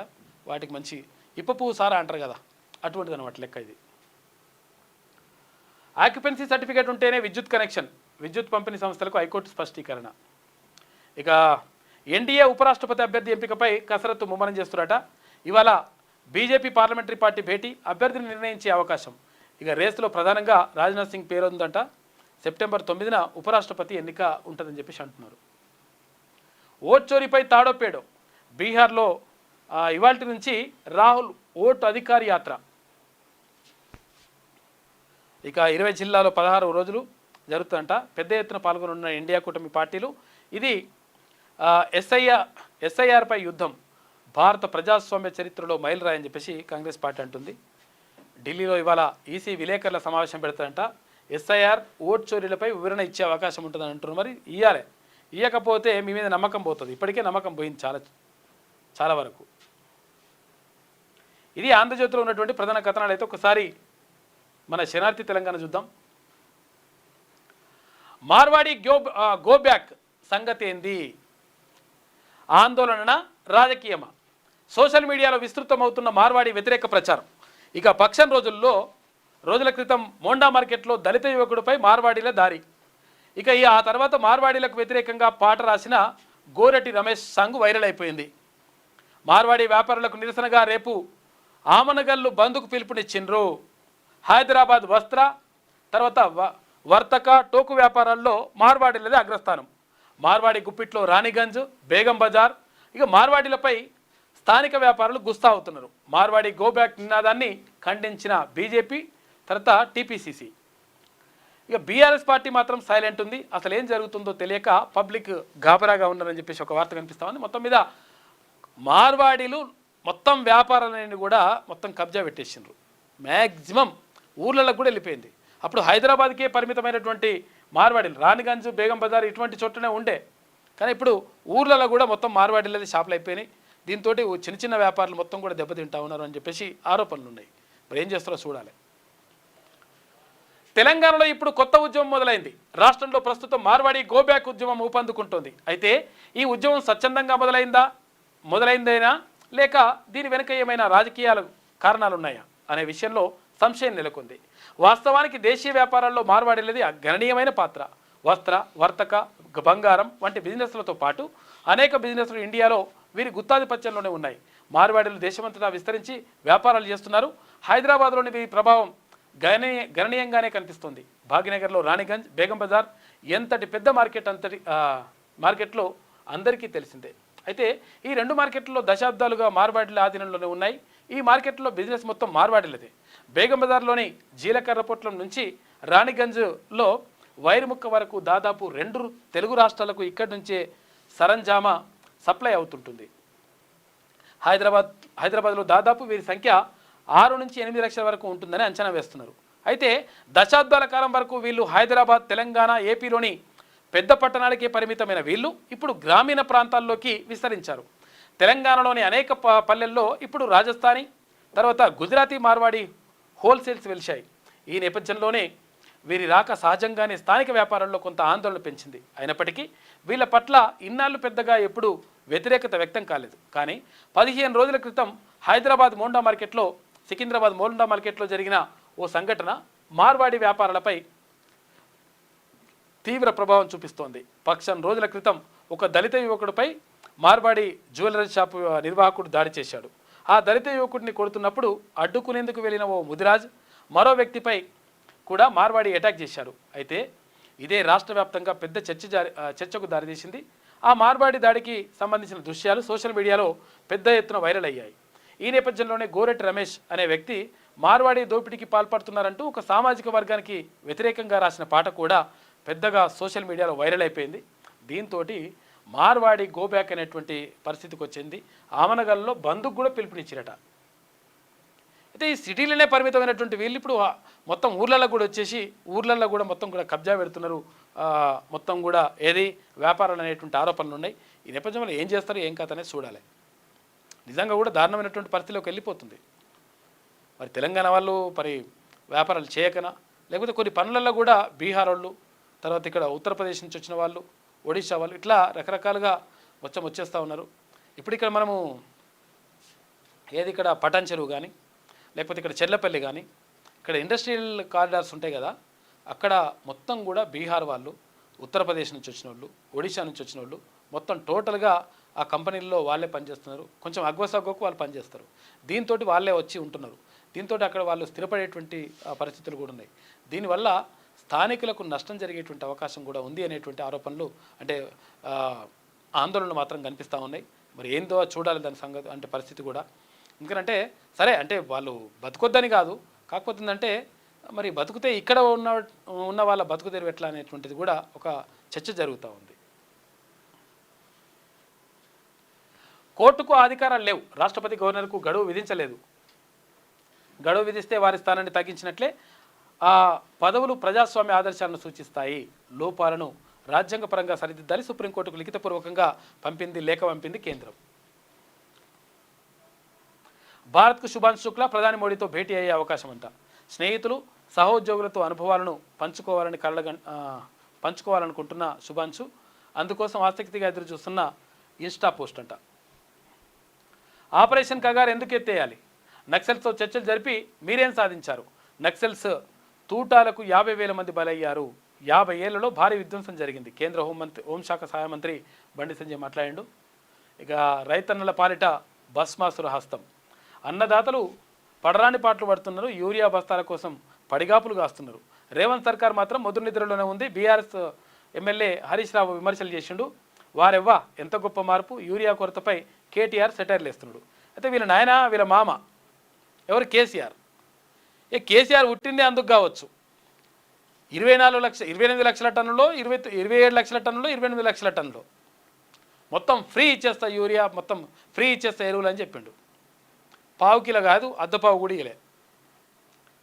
ఇప్పుడు నిజంగా చెప్పిన మాట నెరవేర్చి ఉంటే, కేసీఆర్ నిజంగా ఒకవేళ అట్లా చేసి ఉంటే ఇప్పుడు అనడానికి వీళ్ళకి నిజంగా అవకాశం ఉంటుండే. ఎవరికి? హరీష్ రావు కానీ లేకపోతే కేటీ రామారావు కానీ. కానీ మీ నాయన చెప్పిందేమో ఒకటి, చేసిందేమో ఇంకొకటి. ఇప్పుడు మళ్ళా మీరు అంటున్నారు. ఇప్పుడు గతంలో బీఆర్ఎస్ ప్రభుత్వం ఉన్నప్పుడు కూడా ఇదంతా కూడా జరిగింది. ఇదంతా కూడా ఈ చెప్పులు పెట్టుడు, తర్వాత ఈ కచ్చిప్లేసుడు, ఇదంతా కూడా జరిగింది. కాకపోతే ఏంటంటే రైతులకు ఎట్టి పరిస్థితుల్లో నష్టం జరగడానికి వీల్లేదు. ఇప్పుడున్నటువంటి ప్రభుత్వం అయినా సరే దీనిపైన ప్రత్యేక చొరవ తీసుకోవాలి. 100% రైతులకు మేలు జరిగే విధంగా చర్యలు తీసుకోవాలి.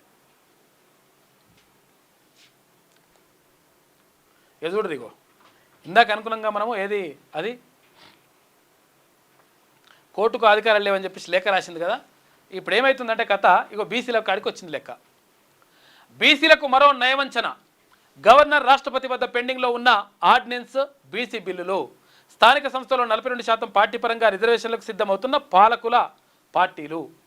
ఇక అన్ని పార్టీలను కలుపుకొని గట్టి పోరాటం చేయడంలో కాంగ్రెస్ విఫలమైంది. అసెంబ్లీలో మద్దతిచ్చి మాట మార్చిన బీజేపీ. ఇక బీసీల గురించి మాట్లాడడానికి వెనకాడుతున్న బీఆర్ఎస్. చట్టపరమైన హక్కు కల్పించాల్సిందేనని బీసీలు పట్టుబడుతున్నారు. 7 దాకా వస్తుంది లెక్క. తెలంగాణ రాష్ట్రంలో బీసీలు మరోసారి నయవంచనకు గురి కాబోతున్నారు. రాబోయే స్థానిక సంస్థల ఎన్నికల్లో బీసీలకు 42% రిజర్వేషన్లు పార్టీ పరంగా కల్పించాలని పార్టీలు నిర్ణయించుకున్నాయి. ఇక కాంగ్రెస్ పార్టీ ఎన్నికల హామీ మేరకు కులగణన కోసం కేబినెట్ ఆమోదంతో ఫిబ్రవరి 16, 2024న అసెంబ్లీలో తీర్మానం పెట్టి ఆమోదింపజేసిరు. మరి 7 దాకా వచ్చింది కథ అంటే ఆన్నే ఉన్నది లెక్క. గత సంవత్సరం అక్టోబర్ 10న కులగణన కోసం ఉత్తర్వులు జారీ చేశారు. డిసెంబర్ చివరి నాటికి సామాజిక, ఆర్థిక, విద్య, ఉద్యోగ రాజకీయ కులగణన పూర్తి చేశారు. ఇంకా మిగిలిపోయిన వారికి ఫిబ్రవరి 2025లో రెండో విడత కులగణన జరిగింది. తెలంగాణ ప్రభుత్వం మార్చి 17, 2025న రెండు వేరు బిల్లులు అసెంబ్లీలో ప్రవేశపెట్టింది. ఇందులో విద్యా ఉద్యోగాల్లో 42% రిజర్వేషన్ కల్పించేది ఒక బిల్లు అయితే, మరొకటి స్థానిక సంస్థల ఎన్నికల్లో 42% బీసీలకు రిజర్వేషన్ ఆమోదించింది. బీసీలకు విద్యా ఉద్యోగాలకు సంబంధించిన బిల్లును ప్రభుత్వం అసలు పట్టించుకోవడం లేదు. అయితే బీసీలకు రిజర్వేషన్ల పెంపుపై ప్రవేశపెట్టిన రెండు బిల్లులకు అసెంబ్లీలో అన్ని పక్షాల నుంచి మద్దతు పలికి ఏకగ్రీవంగా ఆమోదం తెలిపినాయి. ఏది ఏమైనప్పటికీ బీసీలకు న్యాయం చేసేటువంటి దిశగా మాత్రం కనిపిస్తలేదు. మరి ఏం చేస్తారో చూడాలి. నిజంగా ఒకవేళ ఉల్టా జరిగితే మాత్రం బీసీలు ఈ పార్టీలను బొందబెట్టుడు మాత్రం ఖాయం.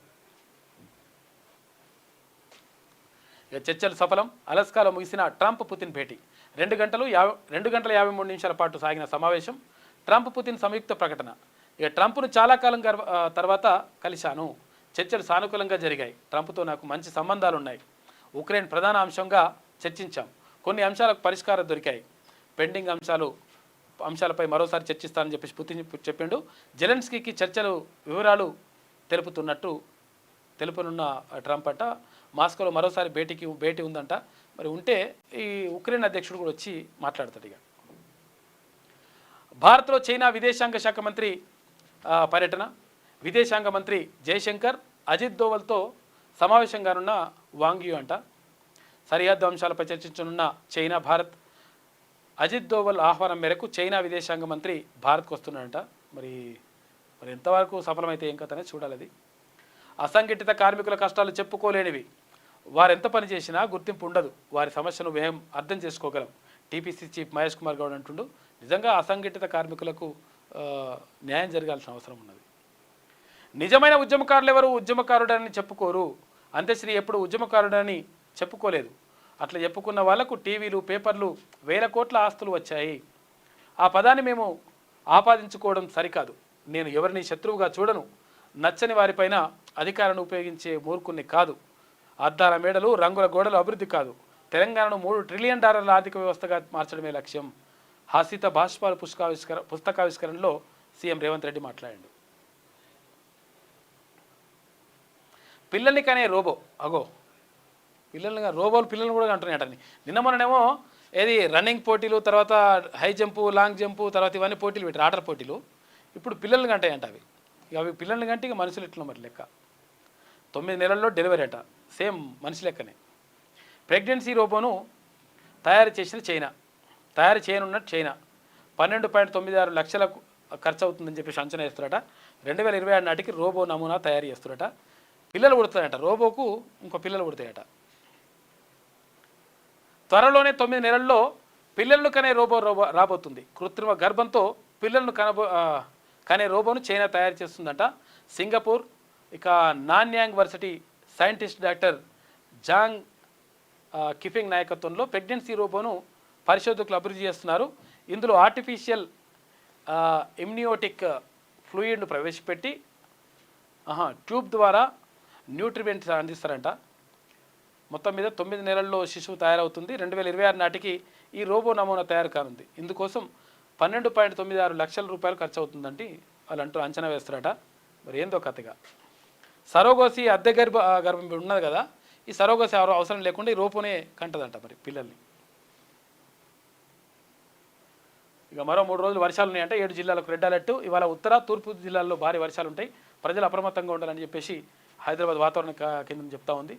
బీసీలకు మరో నయవంచన. తెలంగాణలో యూరియా కోతలకు కారణం ఏంటి అని చెప్పేసి గంట సోమన్న ప్రత్యేక వ్యాసం రాసిండు.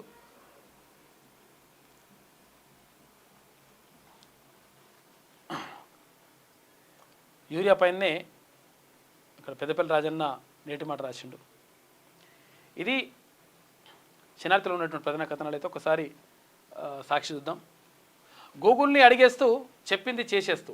ఒకప్పుడు ఏ అనారోగ్య సమస్య వచ్చినా వైద్యుడి దగ్గరికి వెళ్ళేవాళ్ళం. ఇప్పుడు ఇంటర్నెట్ కాలం నడుస్తుంది. ఏ సమస్య తలెచ్చినా ఏం చేయాలో గూగుల్ని అడిగేస్తురట చాలామంది, డాక్టర్ లేకుండా. కాకపోతే ఇది కొంతవరకు ప్రమాదం, మంచిది కాదు. కొన్ని చిన్న అయితే అడగవచ్చు, కానీ అన్నీ అడిగితే ప్రాబ్లం అవుతుంది. అంటే తప్పుడు ఏమన్నా సమాచారం ఇస్తే.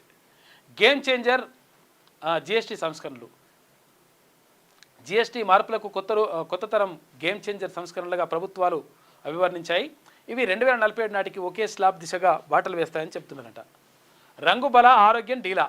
భోజన ప్రియులను నోరూరించే రంగుల ఆహార పదార్థాలు వెనుక ఉన్న రసాయనాలు ఆరోగ్యానికి సవాలు విసురుతున్నాయంట. ఇలా ఎర్రగా చిల్లీ అని చెప్పేసి ఇట్లా వేస్తుంటారు, తర్వాత ఇది వేస్తుంటారు, అది వేస్తుంటారు, తర్వాత స్వీట్ హౌస్లలో కూడా మంచిగా మెరుపు కాగితాలు పెడుతుంటారు, ఇవన్నీ చేస్తుంటారు కదా. ఇవన్నీ కూడా ఆరోగ్యానికి హానికరం. చాలామంది ఏం చేస్తుంటారంటే అసలు యాక్చువల్గా నాకు చాలా బాధ అనిపిస్తుంది. అంటే బిర్యానీ వండుతారు కదా, బిర్యానీ వండిన తర్వాత బిర్యానీ డైరెక్ట్ వేసుకుంటే మంచిగా ఉంటుంది. ఇక అడ్డమైన ఇప్పుడు హోటళ్ళలో కూడా అదేందో కలర్ వేస్తారు. అందులో ఆ కలర్ వేయడం వల్ల చాలా డేంజర్ అది. అసలు యాక్చువల్గా ఆ కలర్లు వేయాల్సిన అవసరం లేదు. చూడడానికి కాదు కదా మనకు కావాల్సింది, ఆరోగ్యానికి మంచిగా ఉండాలి, రుచి ఉండాలని కోరుకోవాలి. కానీ చూడడానికి మంచిగా కనిపించాలి, కలర్ కనిపించాలని చెప్పేసి అడ్డమైన కలర్లన్నీ వేస్తున్నారు. ఈ ఫంక్షన్లలో ఏమన్నా ఇప్పుడు బిర్యానీ వండితే కూడా ఆ బిర్యానీలో కూడా కలర్లు వేసి పడేస్తారు. తర్వాత కూడా ఇవి ఉంటాయి కదా, ఏవి చికెన్ మంచూరియా, ఆ మంచూరియా, ఈ మంచూరియా ఉంటాయి కదా, దాంట్లో కూడా కలర్ కలిపి పాడవుతారు. దీంతో మొత్తం కూడా ఆరోగ్యం దెబ్బతింటుంది. చూడ్డానికి మంచిగా కనిపిస్తుంది కానీ ఆరోగ్యం అనారోగ్యానికి పాడవుతుంది. కాబట్టి జాగ్రత్తగా ఉండండి.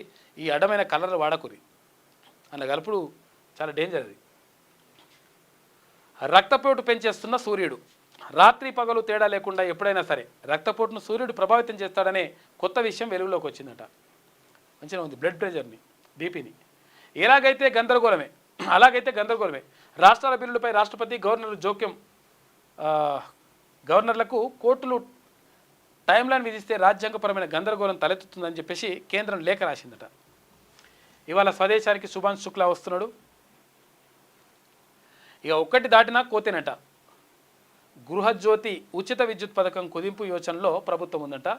ప్రస్తుతం 200 యూనిట్ల లోపు విద్యుత్ ఉపయోగించేటువంటి వారికి ఈ పథకం వర్తిస్తుంది. ఇకపై ఏ నెలలో అయినా ఒక్కసారి 200 యూనిట్లు దాటినా కానీ మొత్తం బంద్ చేస్తారట. కొత్తగా ఈ పథకం దరఖాస్తులను అంగీకరించొద్దని నిర్ణయం. ప్రస్తుతం 51.26 లక్షల ఉచిత విద్యుత్ కనెక్షన్లు ఉన్నాయి. వీటికి ప్రతి నెల 185 నుంచి 200 కోట్ల రూపాయల ఖర్చు అవుతుంది. సబ్సిడీ భారం తగ్గించుకునేందుకు ఉన్నత స్థాయిలో చర్చలు జరుగుతున్నాయట.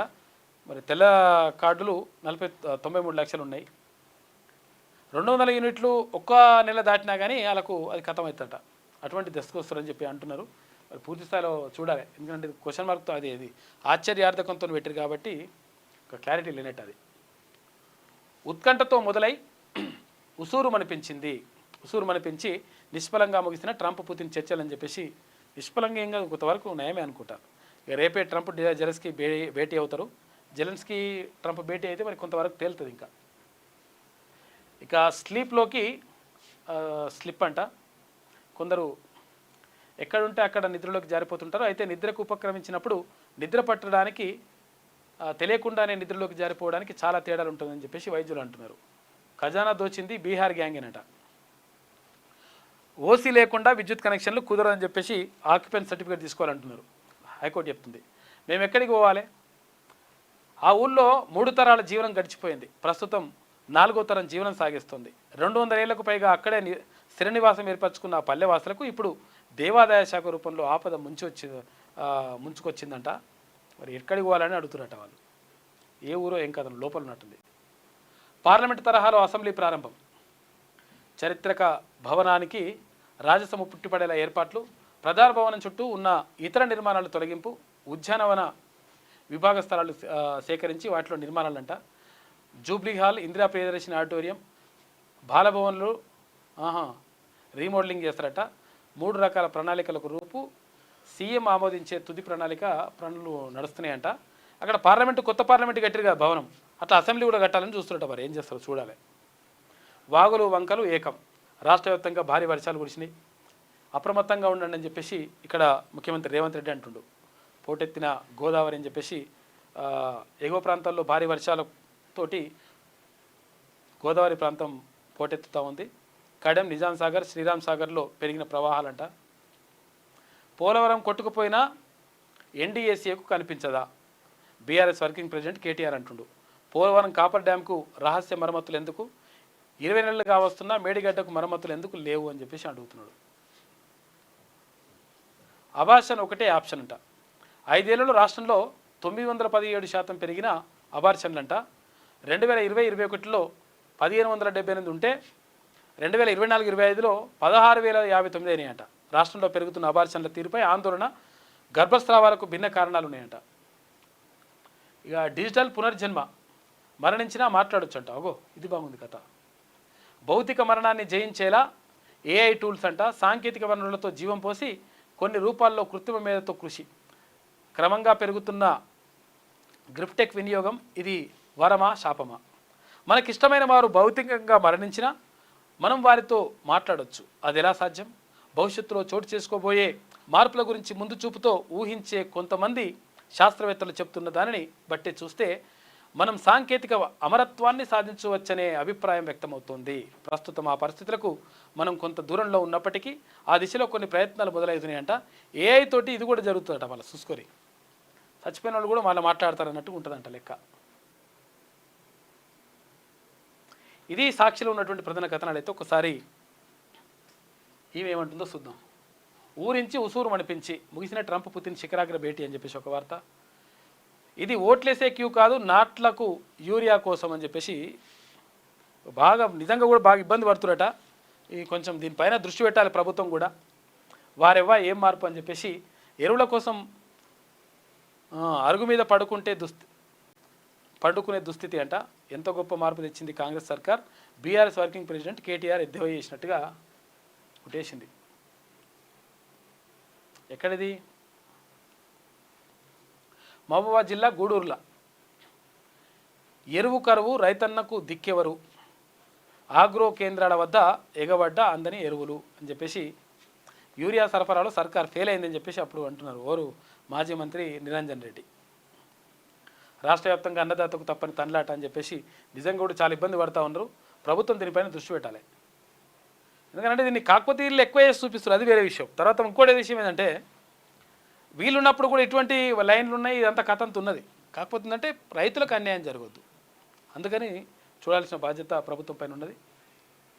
ఇక ఎన్డీఎస్ఏ ఎక్కడున్నావు, మళ్ళీ కుంగిన పోలవరం కాపర్ డ్యామ్ 10 అడుగులు వెడల్పు 8 అడుగుల లోతులో డ్యామేజ్ అంట. ఇక పన్నులతో బాధుడే, పాత బంపర్లకు తప్పని పన్నుపోటు, బండ్లకు మేడిగడ్డను బాంబుతో పేల్చేశారు, అందుకే 2 పిల్లలు పగుళ్ళంట. చూసుకో ఇటువంటి కథలు మళ్ళా ఎందుకో ఒక్కోసారి ఒక్కో దిక్కు ఉన్నప్పుడు ఒక్కో దిక్కు మాట్లాడితే ప్రజలు నమ్మరు. రైతులు నట్టేట ముంచేందుకు రేవంత్ కుట్ర అని చెప్పేసి ఇట్లా సర్కారుపై సమరమే, సెప్టెంబర్లో ఉద్యోగుల ఉద్యమ బాట ఇట్లా రాసుకొస్తానంటే మే. హైకోర్టు ఆదేశాలు బేఖాతరు, గోపన్పల్లి భూముల్లో ఫెన్సింగ్ అధికారుల చోద్యం అని చెప్పేసి గోపన్పల్లి స్కామ్పై గప్చుప్, భూదందాల గుట్టు వీడకుండా అధికారులు బెట్టు, తహసీల్దార్ నుంచి కలెక్టర్ దాకా సైలెంటు, 17.04 ఎకరాల ఉత్తర్వులకే హైకోర్టు చెక్కు, 8 ఎకరాలపై రిజిస్ట్రేషన్ శాఖకు కలెక్టర్ లేఖనంట. ఇంకా 64.36 ఎకరాల్లో ఎన్ఓసీలపై గోప్యత, బండారం బయటకు వస్తుందని పెద్దలు సెటరైట్ అవుతున్నారని చెప్పేసి అంటున్నారు. ఇప్పుడు గత ప్రభుత్వం ఉన్నప్పుడు కూడా చాలా జరిగినాయి, మరి అవన్నీ కూడా బయటకు తీస్తే మంచిగా ఉంటుంది. ఏపీలో ఉగ్ర లింకులు కలకలం సృష్టిస్తున్నాయంట. వితండ బాబు వింత వాదన అని ఇట్లా రాసుకొచ్చింది ఈమె.